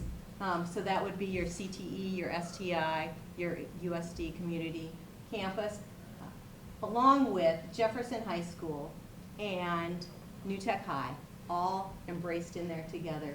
We look at our mission statement, the Sioux Falls District mission statement. Priority area 1 is opportunities for students in multiple pathways. We have to embrace that as we develop, working with the leadership to develop the instructional practices that build the culture of Jefferson High School, and really embrace that as we move forward. And so some opportunities would be blended learning. When we think about blended learning, it's an opportunity for some students to be able to take a course that's a mix between online learning and traditional classroom learning. So I can go into my AP Lit class, and I'm sitting in my AP Lit class on Mondays with the teacher and all my classmates, and the teacher says, you don't need to report back till Wednesday. I'm here, though, as the teacher for you on Tuesday if you'd like to come in and learn with me. Or if maybe they're not being as successful as they should be, they have to be in that seat. But that space is dedicated for them. So that provides traditional classroom learning, also online learning together. And then some of those open, flexible spaces, if I don't have to be in that classroom on Tuesday, well, I can go sit in the commons and I can do some work. I could work in the middle of those learning suites and those small collaborative areas, or I might stay at home because I don't have to be there till 9:30. Okay. Then also university courses on campus. How do we partner with local universities to bring their professors on our site, or as we're trying out this year, we have some of our own staff that are eligible to teach those university courses at our high school because of their degree. So when we look at all of these things together, Thomas Jefferson, when we review the design of the building, the blended learning options, online dual credit, university support at ours, how do we build a schedule that's going to help support all of the things in the area? CTE, New Tech High, STI, those universities.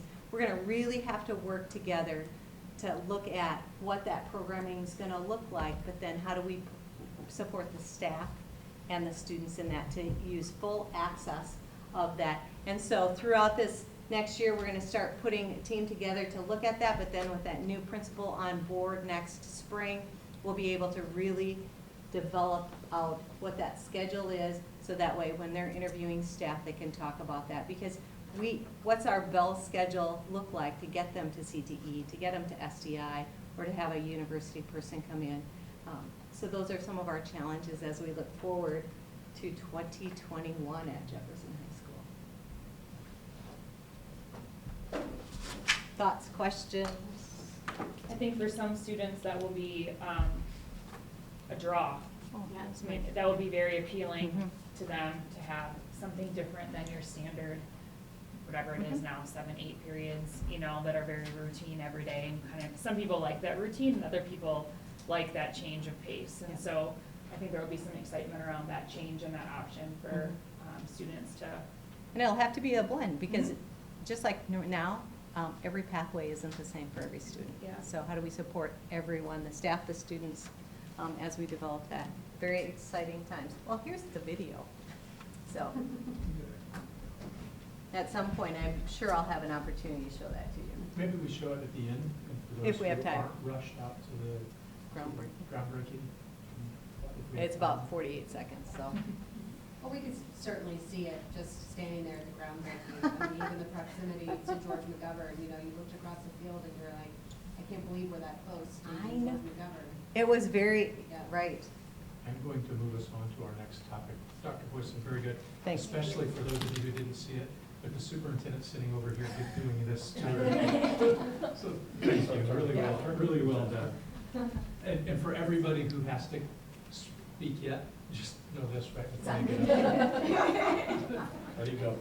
So, and one of the things, I think this is the 3rd year we've done a specialized schools report, and we talked 2 years ago about how this would be an annual event. So, Ann, thanks for pulling this together for us, and appreciate you being here.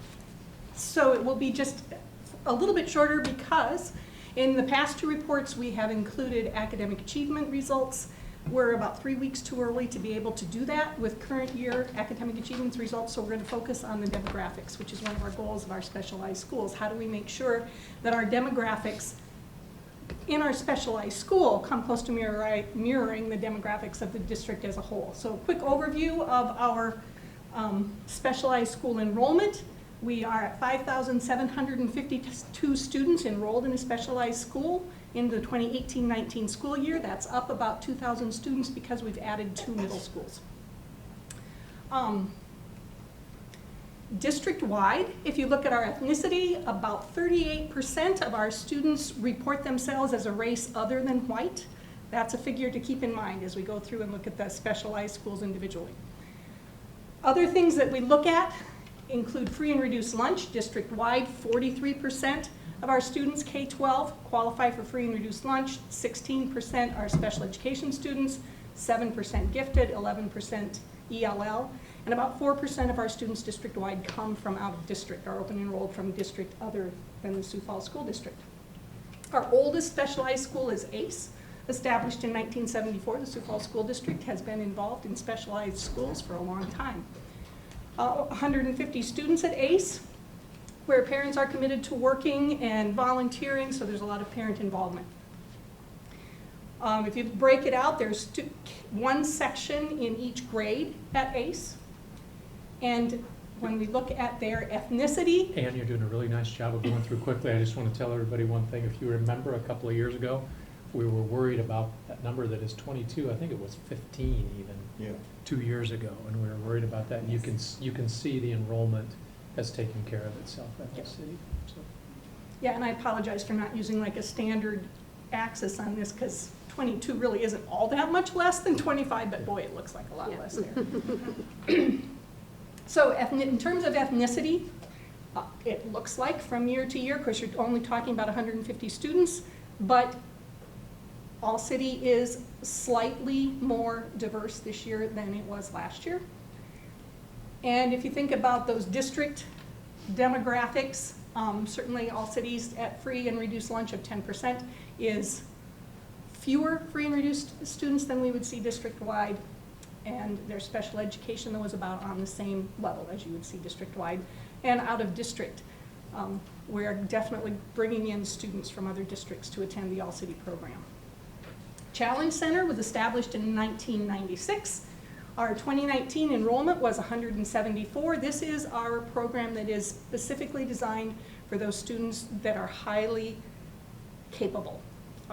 They qualify based on the COGAT ability test and their NWEA MAP scores. Offered for students in grades 2 through 5, so just 4 grades, 1 section at 2nd grade, and then 2 sections at the other 3 grades. Ethnicity, again, we're seeing a slight trend towards being a little more racially diverse. With, again, similar to All-City, about 15% free and reduced. 100% of the students are gifted because you can't go to Challenge Center if you're not gifted, if you don't qualify as gifted. And again, a big draw from students from out of the district. But I do want to point out, still 14% of special education. So there are students at the Challenge Center with special needs. Eugene Field was established in 2001. It's our A+ Arts. In addition to art, music, and PE library specials, the students have access to dance, drama, and art integration. About 80% of the students at Eugene Field are open enrolled from across the district. That's a different number than our out-of-district enrollment. We're just talking about students from all across Sioux Falls that choose to attend Eugene Field in addition to the neighborhood area. Broken out by grade level, you can see pretty comparable numbers of students at each grade level. And again, ethnicity staying about the same, slight decrease in students reporting as white. Here you see, primarily because of that neighborhood area, the free and reduced number closer to what the district is as a whole, special education higher than the district as a whole, and not quite as much out of district open enrollment to Eugene Field. Rosa Parks. Our Global Studies Elementary was established in 2007. At Rosa Parks, each grade level focuses on a specific continent or country to raise awareness of that global perspective. Highest in numbers of enrollment at kindergarten, and then leveling out across grades 1 through 5. In terms of ethnicity, again, a slight trend towards slightly more diverse. And when you look at the demographics, Rosa Parks is higher than the district as a whole in terms of free and reduced, about the same in special education. They are an ELL center-based site, so their numbers of ELL students are higher than you would see on average across the district, and the out-of-district enrollment is slightly less. Sonia Sotomayor is our Spanish immersion elementary site, established in 2009. The enrollment for the 2018-19 school year was 654. All instruction at Sonia is in Spanish, and beginning in 3rd grade, students have 45 minutes each day of English language arts. And again, just a reminder, these are students whose dominant language is English, who are immersed in Spanish all day, every day. And break that enrollment out by grade level, and we were working towards having 5 sections of students in all grades. You'll see that showing in the grade level enrollments. Ethnically, again, that's a trend towards slightly more diverse enrollment at Sonia Sotomayor. Free and reduced, similar to All-City and the Challenge Center. And another big draw for out-of-district enrollments at Sonia Sotomayor. No ELL students. Actually, to qualify to go to Sonia Sotomayor, you do have to be proficient in English, so there wouldn't be any ELL students there. New Tech High is our specialized high school that was established in 2010, project-based learning. Students are graded not only on content knowledge, but also on collaboration, agency, written communication, and oral communication. Enrollment starts out high in 9th grade. There is some attrition over the 4 years. Ethnically, Actually, kind of a little reverse trend here. We're seeing more students identify as white than did in 2018. But if you look at the numbers of free and reduced, very closely mirroring the district as a whole. Out of district, it is a draw for out of district students. And then get to our most recent addition to our specialized schools, computer science immersion at Annie Sullivan, Hayward, and Lowell. That started 2 years ago. Those are all 3 Title I schools. And then this last year, we added in Whittier and McGovern for a total of 3,425 students involved in computer science immersion. When you put them all together and look at their ethnicity, it is at 35% reporting as white, actually like the inverse of what the district was, because you'll recall that the district was 38% non-white. Free and reduced, again, almost the inverse, with 77% of these students qualifying for free and reduced lunch. Special education is higher than the district as a whole, and gifted and out of district is lower than the district as a whole. ELL tends to be very high, again, because all 3 of these sites are, well, all 3 of the elementary sites are ELL center-based sites. So if you put all of them together, without computer science immersion, overall, we are seeing a slight trend toward our specialized programs being less students reporting as white. If you look at the overall demographics, 1 year to the next, with computer science immersion, you'll see that it's about 50% compared to 62% of the district reporting as white. Our most recent addition, which is just launching this fall, is two-way immersion at Hayward Elementary and Rosa Parks Elementary.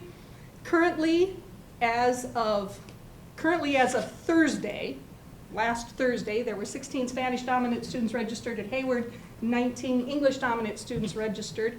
At Rosa Parks, there were 20 Spanish and 24 English, but I did get a report this morning that we have 1 more Spanish dominant at Rosa Parks for 21, and we fully anticipate that we'll be seeing more enroll because that's the nature of kindergarten. They tend to show up once you get closer to the kindergarten enrollment start date.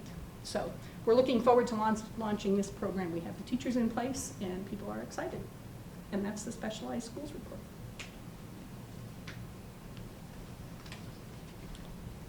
Any questions for Ann? Good info, thank you. Thank you very much, Ann. We'll go to organizational chart changes. Really what this, I still remember Kate saying to me 2 years ago, "Are you going to be able to tell us who all the new people are?" And we came up with, and when I say we, I thought it worked out really well, so I'm taking some credit for it. But the fact of the matter is, Becky Dorman gets all of the credit for it, and she talks about new places and new faces, and this will be the 3rd year that we've done this. So, Becky, I'll kick it over to you. Thank you. All right. Lincoln High School is going to look a little different next year. We have Dr. Laura Rader replacing Bob Grimm. I like to call Dr. Rader one of ours. She started with us as a teacher early in her career, became an instructional coach, became an administrator here at IPC in curriculum services, an assistant principal, and now a principal. So she's had a great path with us. She will be supported by Carrie Papke, who just last year was a math teacher at Washington High School, and then also by Mitch Lynch, who's coming to us from the CTE Academy. At Roosevelt, Katie Hevlin is the new administrative intern over there, replacing Amanda Nelson, and then Lance Luchins is moving over, replacing Dr. Rader. Don Reiswick has moved to the CTE Academy, and he has taken Mitch Lynch's spot. Here we have at Whittier, Erica Palladino-Hazlett is our new principal. She is taking the place of Jane Zelensky, who is going to be the admin intern at Memorial. And then also Josh Siegfried, who just was also a teacher of ours and then an instructional coach, will be an assistant principal.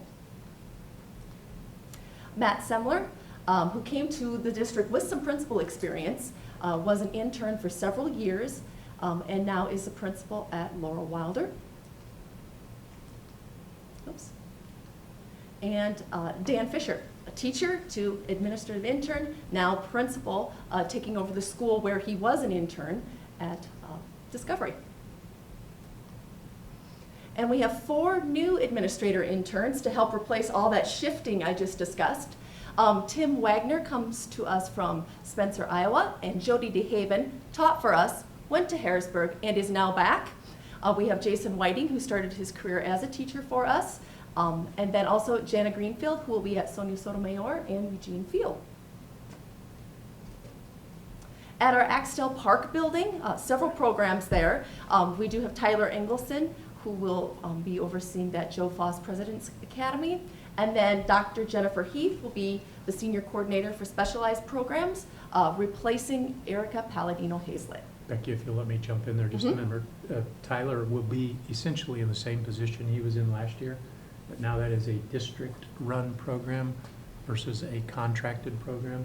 So his function will change a little bit, but I don't think the folks at Joe Foss will see much of a difference at all. Thank you. And then here, central administration, and this would be here at IPC or at Central Services. We have Amy Yost, Elementary Special Services, who's replacing Brenda Bernard. Ryan Knudsen is replacing Mike Christofferson as our Senior Coordinator for Information Technology Services. Patty Lake Torbert, formerly the counselor at Washington, is coming to replace Tish Kalla as our Coordinator for Student Services and Indian Ed. And then Brett Ahrens is our in-house legal counsel, replacing Kate Bartel-Nowak. And if you'll hold on there just a second, Ryan Knudsen and Brett Harns are both here. Brett. Yeah, he's an attorney, he kind of does what he wants. Like Give him too much leeway. Professional photos. Yeah, high school picture. And Ryan comes to us from South Dakota State. He was actually a parent and patron of the district, so we've saved him a lot of wear and tear on his tires over the next years. Welcome, Ryan. And unfortunately, my presentation is ill-timed because all of the new administrators get their professional photos taken in like a week when we have our general administrators meeting. So right now, I had to use your ID badges. We don't do well. All right. And this overall is the central office org chart, and because it's so small you can't read it, I did put a copy at your place setting. The stars represent some new faces, new people in new spots, just so you can kind of see that we do have some change this year. That's it. Great. Thank you. Thank you, Becky. I think I gained you about 10 minutes. All right. We need everything. I think we're still about 5 minutes behind, but this next issue, we certainly don't want to shortchange at all, and that's the bond implementation deep dive. I think this is critical for us to take our time and go through, not just because it's kind of fun information, or at least I think it is, but it's also that social contract we entered into with the community when they said yes to a bond issue, and we said these were going to be the things that we accomplish. I think it's important that we report back and talk about how we're accomplishing those goals. So with that, I'll turn it over to Jeff. Okay, well, I think everyone passed out a packet for everyone. And I'm going to kind of start from the beginning so you can see kind of how it builds. So, and then at the end, we'll give you a big summary of where we're at today. If you want to look at it, we probably are committed to about 110 of that 190. So that's about where we are overall. So I'll kind of walk you through it, but just go to the page number 2, I believe. This is kind of a summary of what the task force and the CIP did. The first 2 columns, they're supposed to be highlighted. I think the printer didn't do, but the first 2 columns, the CIP plan and schedule a CIP plan, that's kind of a preventive maintenance and things I'm going to try to run through that. And those are going to be in blue, a majority of them, and what we're going to try to accomplish as we do these projects. So you'll see that as we run to the summary of the funding and whatnot and where we're at. And you'll kind of see how we put it together and how you'll see it by building. And each building will have a separate piece, but what I'll do is kind of walk you through this here. But you have the CIP plan, the schedule of CIP plan, and those are preventive maintenance and some small things that we've kind of identified. And you'll see those coming up in the O&M budget throughout. So every year you'll see that and can kind of say, yes, we want to move forward with that, or no. But this is kind of how we're looking at it. And then you'll see future CIP plan. Those are the ones that we put on hold. Some of these will never see the light of day, but we kind of kept them there just as a placeholder. Somebody asked for them. They were kind of moved off to the side. Some of them, as we bring these new schools into play, we'll review and look at. You'll see like the middle schools, you'll see some additions that were identified, never came up because we went to the new middle school. You'll see Whittier, and that went way on the hold side. Then future PM, there's another column. Those are the ones that probably aren't gonna, they won't hit into a CIP project, but we're keeping those in placeholders that will come. So we try to look at what all our CIP or our preventive maintenance needs are gonna be and where they are. So we'll look at those, move those to the project if it is necessary. And you'll actually see some projects get added to this to this program as we do walkthroughs every year. We do annual walkthroughs. I know at Robert Frost, it's not listed, but we'll do some flooring in that main hallway that's starting to crack up. That will probably make the list, and then we'll integrate that into the budget process. Where it makes sense to put it into the project, we will. Where it doesn't make sense, we won't. So we try to optimize the efficiencies. And so if we have a contractor there, if there's no reason to hire another contractor to do something differently. So those are kind of the how it's going. And then you can see the completed column. This year we're doing fire panels. Some of them aren't quite complete, but we're updating the fire alarm panels at Washington, this first one, and also updating the intercom system. So you'll see part of that. So those are, I've kind of put them there so you can see that we're working through some of those and whatnot. So any questions on that group? That goes all the way to page 11. I think on page 5 you'll see Whittier. There was stuff in red that we put on hold that we're not, probably won't do. There's no preventive maintenance, but we're not gonna let Whittier fall apart. We're gonna still do flooring, we're still gonna do painting, we're gonna still do those things. But we're gonna be more conscious of what we're doing there, so we're not wasting money. But we're not gonna let it fall to disrepair, so people still have a good experience when they're there. So. Not to get too in the weeds, but when I'm looking at Washington and Roosevelt, and one of the line items is to replace the bleachers to meet code. Do you have a timeline on when that will happen? We're gonna try to put those into the plan when we do the CIP, and that's about 2 years. Okay. And you'll see the plan when those hit. Okay. So, I mean, they meet code by grandfathering in, but we think it's a good time, and Roosevelt's floor is gonna be refinished about the same time. Very similar to what we did at Lincoln in that multi-purpose. Sure. So it makes sense to do it when we have Yep. those contractors in Yep. place. So that's kind of our strategy of what we're doing, but there might be some things that we're gonna not be able to afford, but it's gonna be something we're gonna look at and Sure. probably put into that O&M budget when we do that. So there's a separate budget for that. Now, if you go to page 11, on the overall, you'll see the CIP plan, and you'll see the CIP, that's $190 million.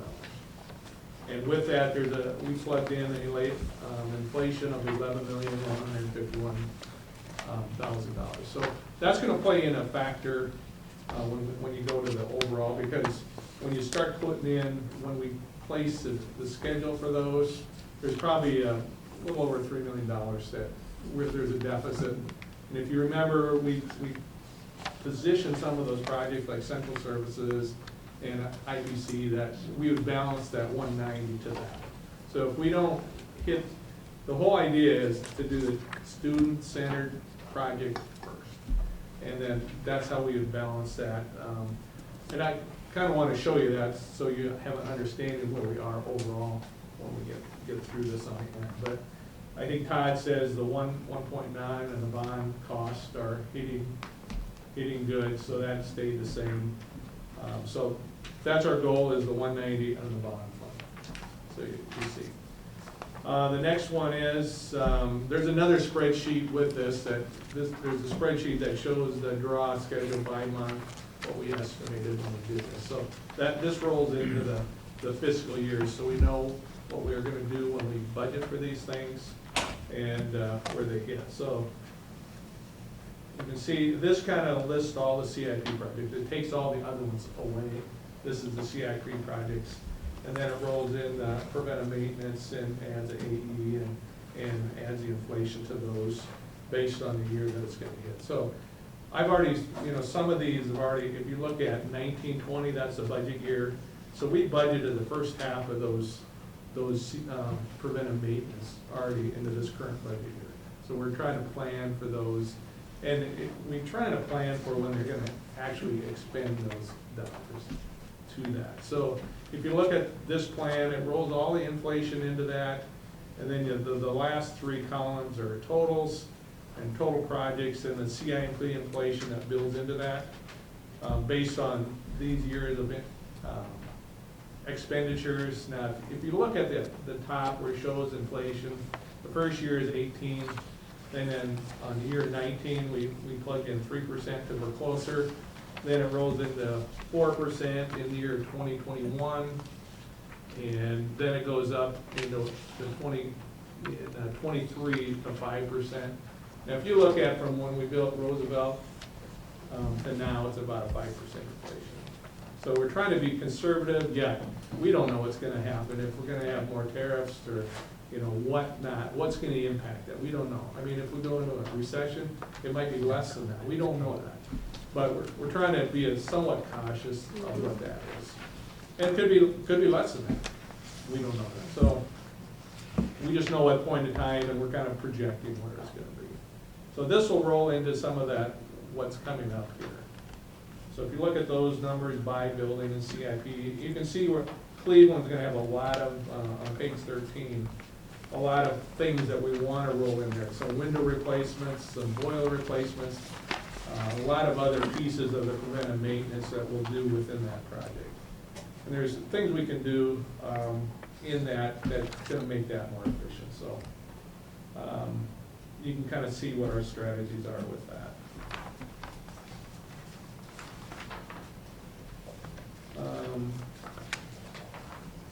So then if you go to page 16,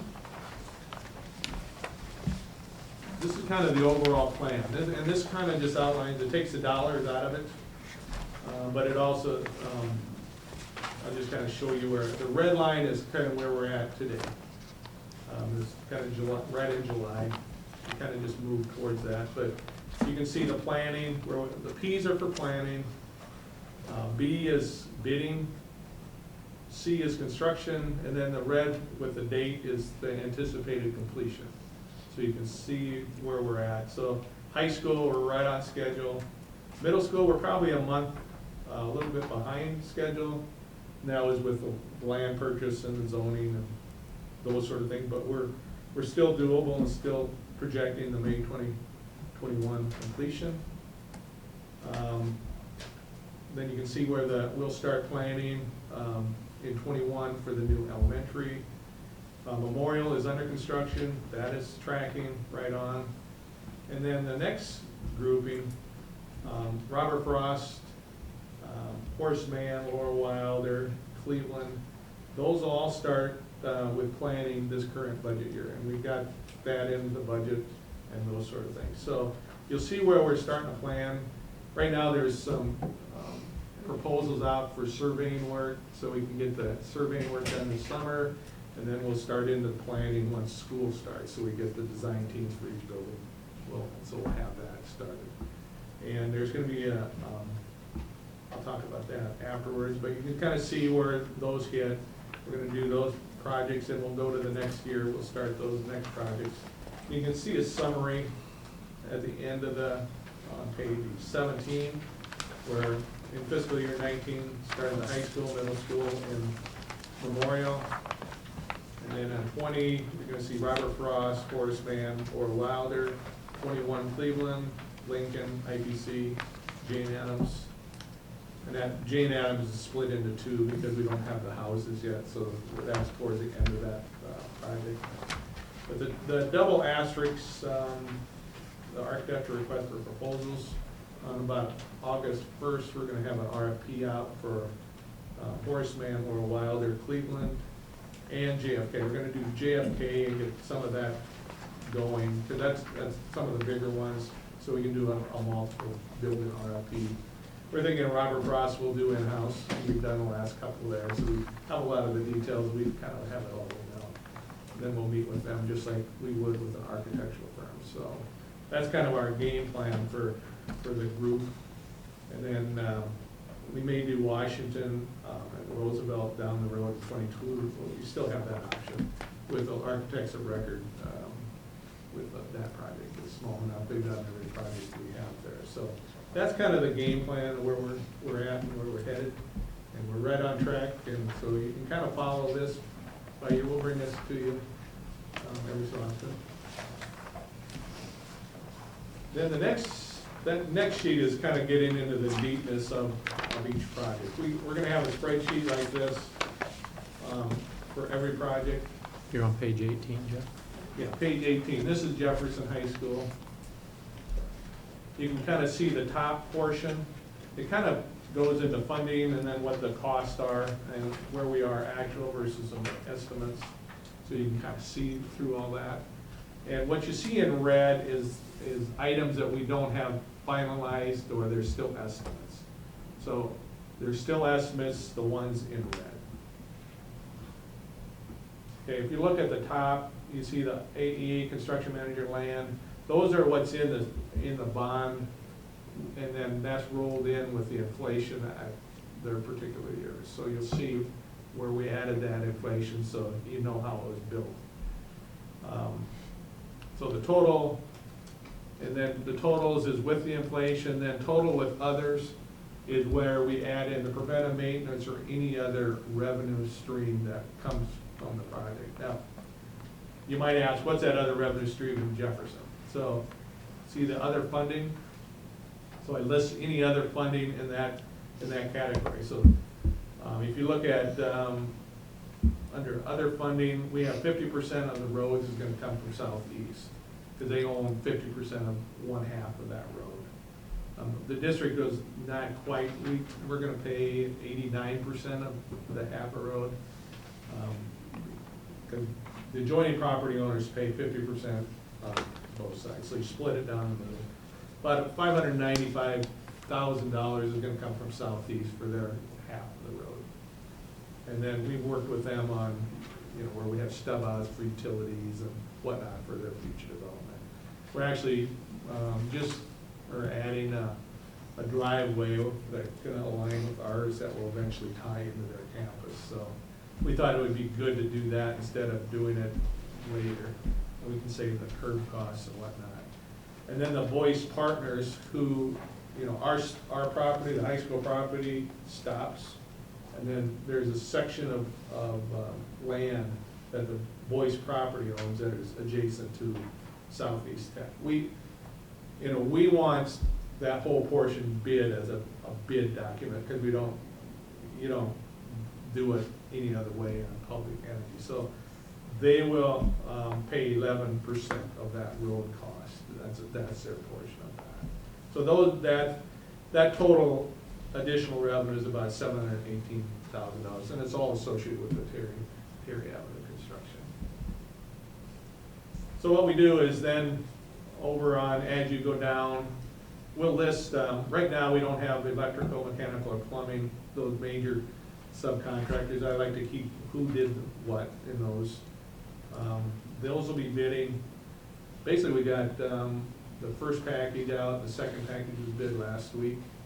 And then in probably mid to end of August, we're gonna bid the plumbing, electrical, we'll have pretty much almost all of it bid for the project to get to the $75.7 million, dollars. So if you look at Now, if you go back to now the listing of items, the A miscellaneous, so the architectural fees, the reimbursements are for printing costs associated with the bid documents. We're not done with that yet, so we've just plugged in a number. Pre-construction CMR costs, that's 166. That's the cost for the journey to be part of it and give all those estimates and do, you know, their research and the pros and cons of how to build this thing. So that's that portion. Then you start seeing initial soil borings. That was when we did soil borings for all the site analysis across those 8 sites. Then the land, what it costs for the land. Then the site survey, to do the survey prior. We had to do a traffic study. The city required a traffic study. It was about $14,000. So they know what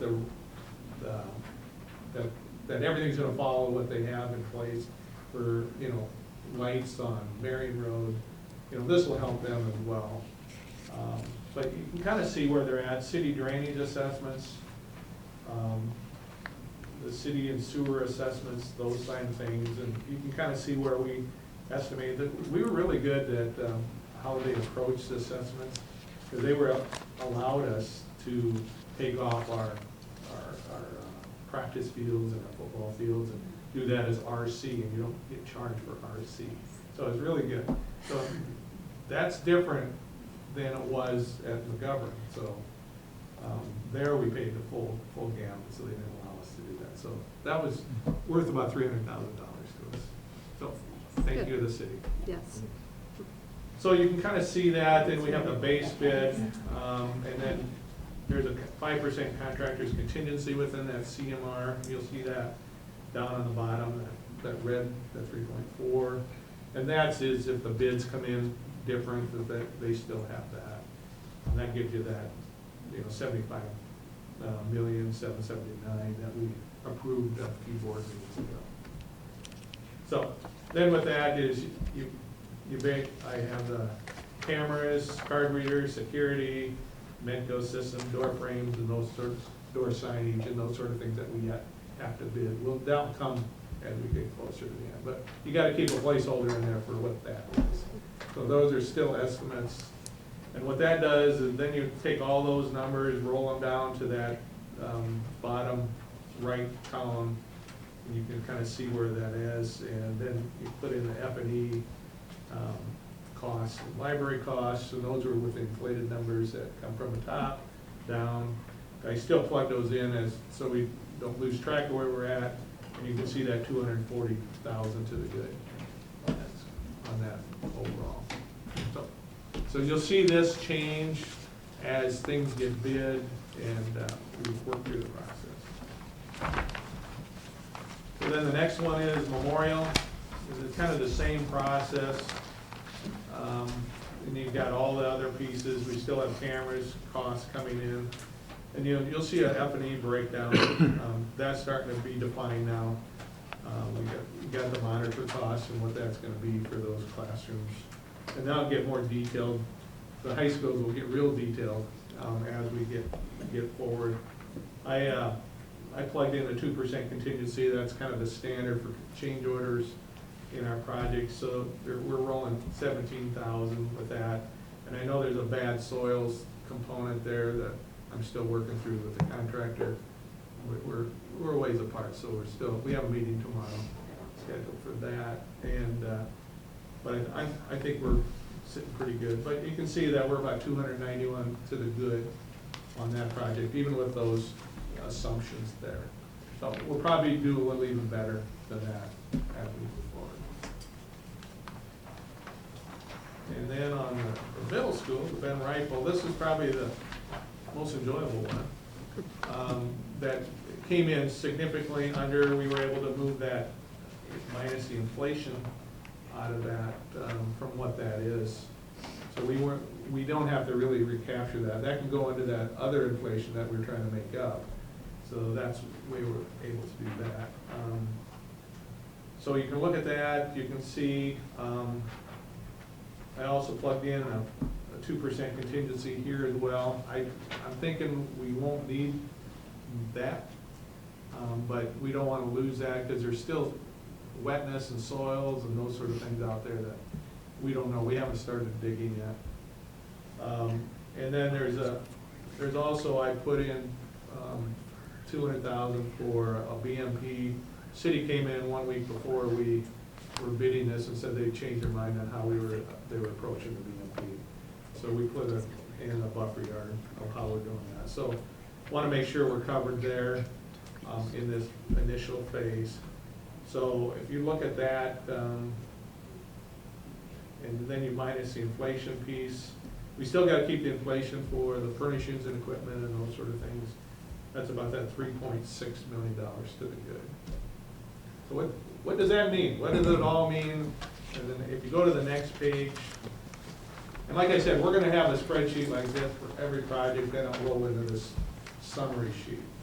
I think we did this for CIP 4 for the last few CIPs, but what you'll do is you'll see that spreadsheet roll into this summary sheet. So you'll see all the bond estimates with inflation, the other capital, so any projects you have other capital. I didn't mention, maybe we should go back to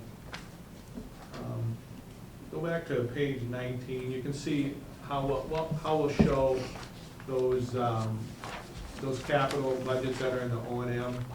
We list those like office flooring. We rolled out some office renovations. So we did some office flooring, office painting, and where we stripped some of the walls off.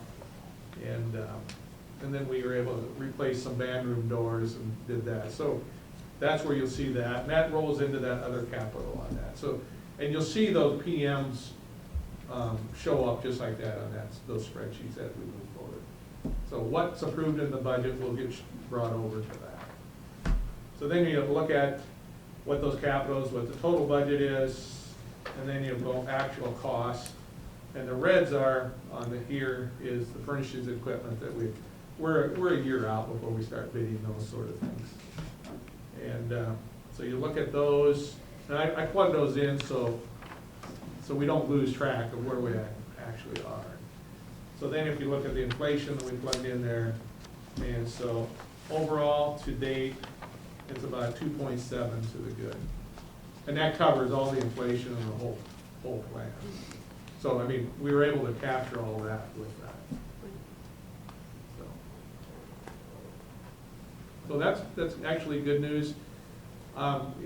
You know, what you'll see in some of these longer range plans, you'll see that it's good early, and then at the end it gets a little more tense.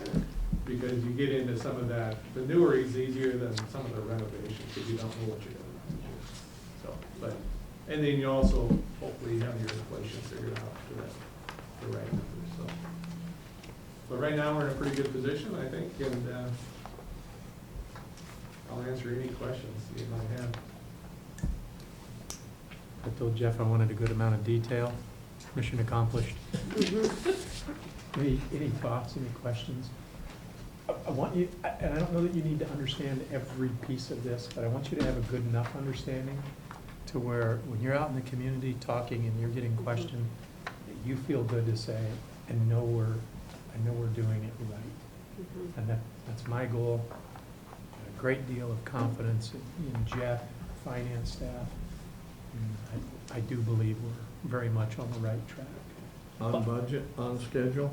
Yeah, those are the two. Those are Good the two things to keys. say. And we're providing the community an update, which is Right. super, so that they can know we're on task as well. Yeah. Great point. Okay. All right. So I mean, you know, when you look at the percentages that we're at, I mean, it's really good, because, you know, a couple of those big projects could have skewed this thing pretty significantly. And then, you know, actually, I say, you know, Memorial came in good, so our model that we use for estimating, I feel a little more confident in it as well, so. Hopefully we stand that task. Yeah, you have a lot of moving parts, placeholders, layers, rocks to turn over and to think through, and you keep it all straight. And thank you for just that upfront review of what's So going on. I appreciate it. If you have any questions, you can call me. I'll try to work through it. I see things on there every day that I go, oop, should've had that, so. Or I didn't, I got that, you know, cause I'm down to, okay, the state requires now, every year you have to, or you have to put in for the DNR, the notice of intent, they charge you $250 to $450 now. So that plugged into those numbers. So that new this year, I didn't even know that. That's something new that they put in this year, so. Every NOI that we do for a new project, that we have to pay that, but I've got that captured, I didn't have that in my original stuff, but it's there. Really well done, Jeff. Thank you. Thank you. Jeff, let me see if you would agree with this. I asked Deanne while we were talking here, where we go for the Ben Rifle Middle School, and it is essentially 41st Street and Highway 11, AKA Veterans Parkway. The best route is Minnesota to 57th and east until you hit Highway 11? Probably yes, because 26th Street is a 20 zoo. avoids 26th Street that way, Do 49. maybe 49? But either way, Okay. it's about half dozen. Yeah, if you go to 49 I go to and Herman then a lot. cut back. Okay. Yeah. I hear they have We'll clay follow fields. you. Yeah, 49 works pretty good. If Yes. you wanna go to. And then- Straighter west of shot. 49. Yeah. And then Straighter parking, shot and then it. parking is at the church. Parking is at the Do you know the church. name of that church? I believe it's Good News Reformed Church. Yes. I think it'll be really obvious if you get there they're going to be our neighbors to the east. Yeah, we actually went out and mowed the section and we tilled an area. Okay. They haven't started yet. I think they were supposed to start with erosion control today. I have not confirmed that they're there. But I told the contractor, I said, we'll take care of it, so we mowed a section. But, you know, the church has that entrance mowed, you know, that will disappear. So we're gonna build them a temporary drive while we're building that thing. Right. But you'll kind of see it's right at the corner on 41st Street where groundbreaking's gonna be. All right. Thank you, Jeff, very much. We're going to go to the last topic on the agenda today, which is the 2021 budget process and timeline. I'll ask Mr. Beek to lead us through this conversation. 15 minutes, right? Just kidding. A little bit less. So, this is real, usually we start in late October, early November, and then bring it to the board, I think our first meeting in November. This is just a little reminder of kind of the process, and maybe we think about making a change in the future, we'll see. So everything here you've seen before, the board has seen before at different times. These were just pulled off of different reports. This first item is our 5-year plan that was approved at the work session and then the public hearing in early April. And all I want to do, I'm putting this on here to just put the X by the one thing I want to talk about, the efficiency factor. That came to us from the early stages of the Finance Action Network. It was like, in business, we find efficiencies every year. We would expect the school district to do that as well. They kind of, you know, we understand that in some years they're easier to get than others. When we went to the energy program many years ago, we're getting about $1 million a year savings out of that, and that was kind of nice to find. Sometimes we beat our delta, where we actually save more on turnover than we had planned, so that makes it easier to find. Last year, well, we dug more into actually the programming of the district. But, so you see here on this item, and this is there's two different looks at our 5-year plan. This is the look that the Finance Action Network looks at.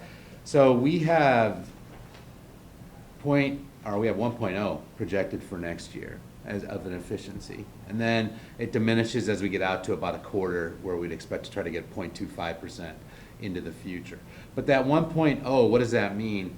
If you look to the next page, which is the other look at our 5-year plan, and you look at the very bottom, I think when Doug Morrison was first on the school board, he asked for the items 39, 40, and 41 to be put into effect. And he said, what if we don't get that efficiency factor? What will that look like? So in FY '21, that 1% is $1.8 million. We have 1.5 figured in this year. So you can see each year what that looks like and what our fund balance would look like if we didn't find those efficiencies. Okay, so our fund balance would be out in FY24. We're projecting it to be 7.0, but if we don't find any efficiencies and we don't do anything else, like increase revenues or whatnot, it would be 1.3. So that is the kind of look at. If you don't find your efficiencies, what's that going to look like? So we kind of knew that last year was going to be tight, or I did anyway. I'm told I'm not the greatest communicator in the world, but so last year, if you flip to the next page, the item with the X, we put in, and this was new, we always do 3 or 4 levels of budgeting. And we had our 90% reduction, but then we had maximum amounts of like $100,000. And then we had a 95 and a 98. But this time we also said one of your budgets has to be a true 1% cut. Because we have 3 or 4 or 5 really large budget cost centers where they might have $20 million, they might have $25, $30 million, and if they do $100,000, it's not a 1% cut. And we said, we need to find, we're going to be looking for efficiencies, so we need to have one where if we don't find them anywhere else, if they don't come naturally, we could do a 1% cut and we'd be there. And so that's what we asked them to do, and we're going to remind them because all the budget preparers will be in a meeting in a week or two, and we're going to kind of remind them of this process as well. But when we say that, you got to come in with cuts you're prepared to live with, because we do need, that efficiency factor drives our 5-year plan. So that was out there, and we'll probably have something similar to that next year, and we won't decide that till late October, early November. But this is kind of a reminder of how important those efficiencies are. And then if we go off that to the actual budget timeline, which was approved last November, November 13th, at that first regular meeting in November. What I wanted to point out here was that some key dates on here. And one thing is we really can't do much with even getting ready to recommend a budget to the board. And the Budget Review Committee actually does have 2 board members on it, but I think this year it's going to be Cynthia and Todd, if I read that right in today's meeting. So we can't really do anything until the legislature's done, or the main run of the legislature's done, because as you know, 90% of our non-restricted revenue comes from the state aid budget, our formula. So we need to know how state aid ends up. So about the middle of March is when we can prepare our revenue. That's item 12 on there. And then right after that, we have our Budget Review Committee meet to come up with a recommendation for the school board. And then what we did this year was, of course, our work session, our April work session, the first Wednesday, we meet, and then we go over those budgets. And then we're shooting for prior to April 15th, because Becky and HR, we need to know what we're going to do with our staffing for April 15th in case we have to do any reductions. You have to know by that time. So that's kind of our end is set. So it's the middle of March to the middle of April is kind of our period where we kind of need to get this stuff figured out. So if we want a little bit more time, we could probably do 2 work sessions. We could do this is just something you guys think about, not decide today. We could maybe do a work session at the last Wednesday of March, present it like we did, and then maybe get questions, and then bring in the budget preparers. Because we have about 18 budget committees. There's about 150 people on those committees, from community members to administrators to teachers and whatnot. So if the board has questions, and we go through it fast, can maybe submit some questions, and then get the right people into the meeting to answer some of those questions, and then do the public work. It's just something to think about, but maybe get that locked in April. So anyway. So our purpose on that would be, so really that if you think about, well, when did you have an opportunity to do that now? Between April and the first meeting in July, really. And that kind of put us in a little bit of a bind, right? But you still set the budget. That's what you do.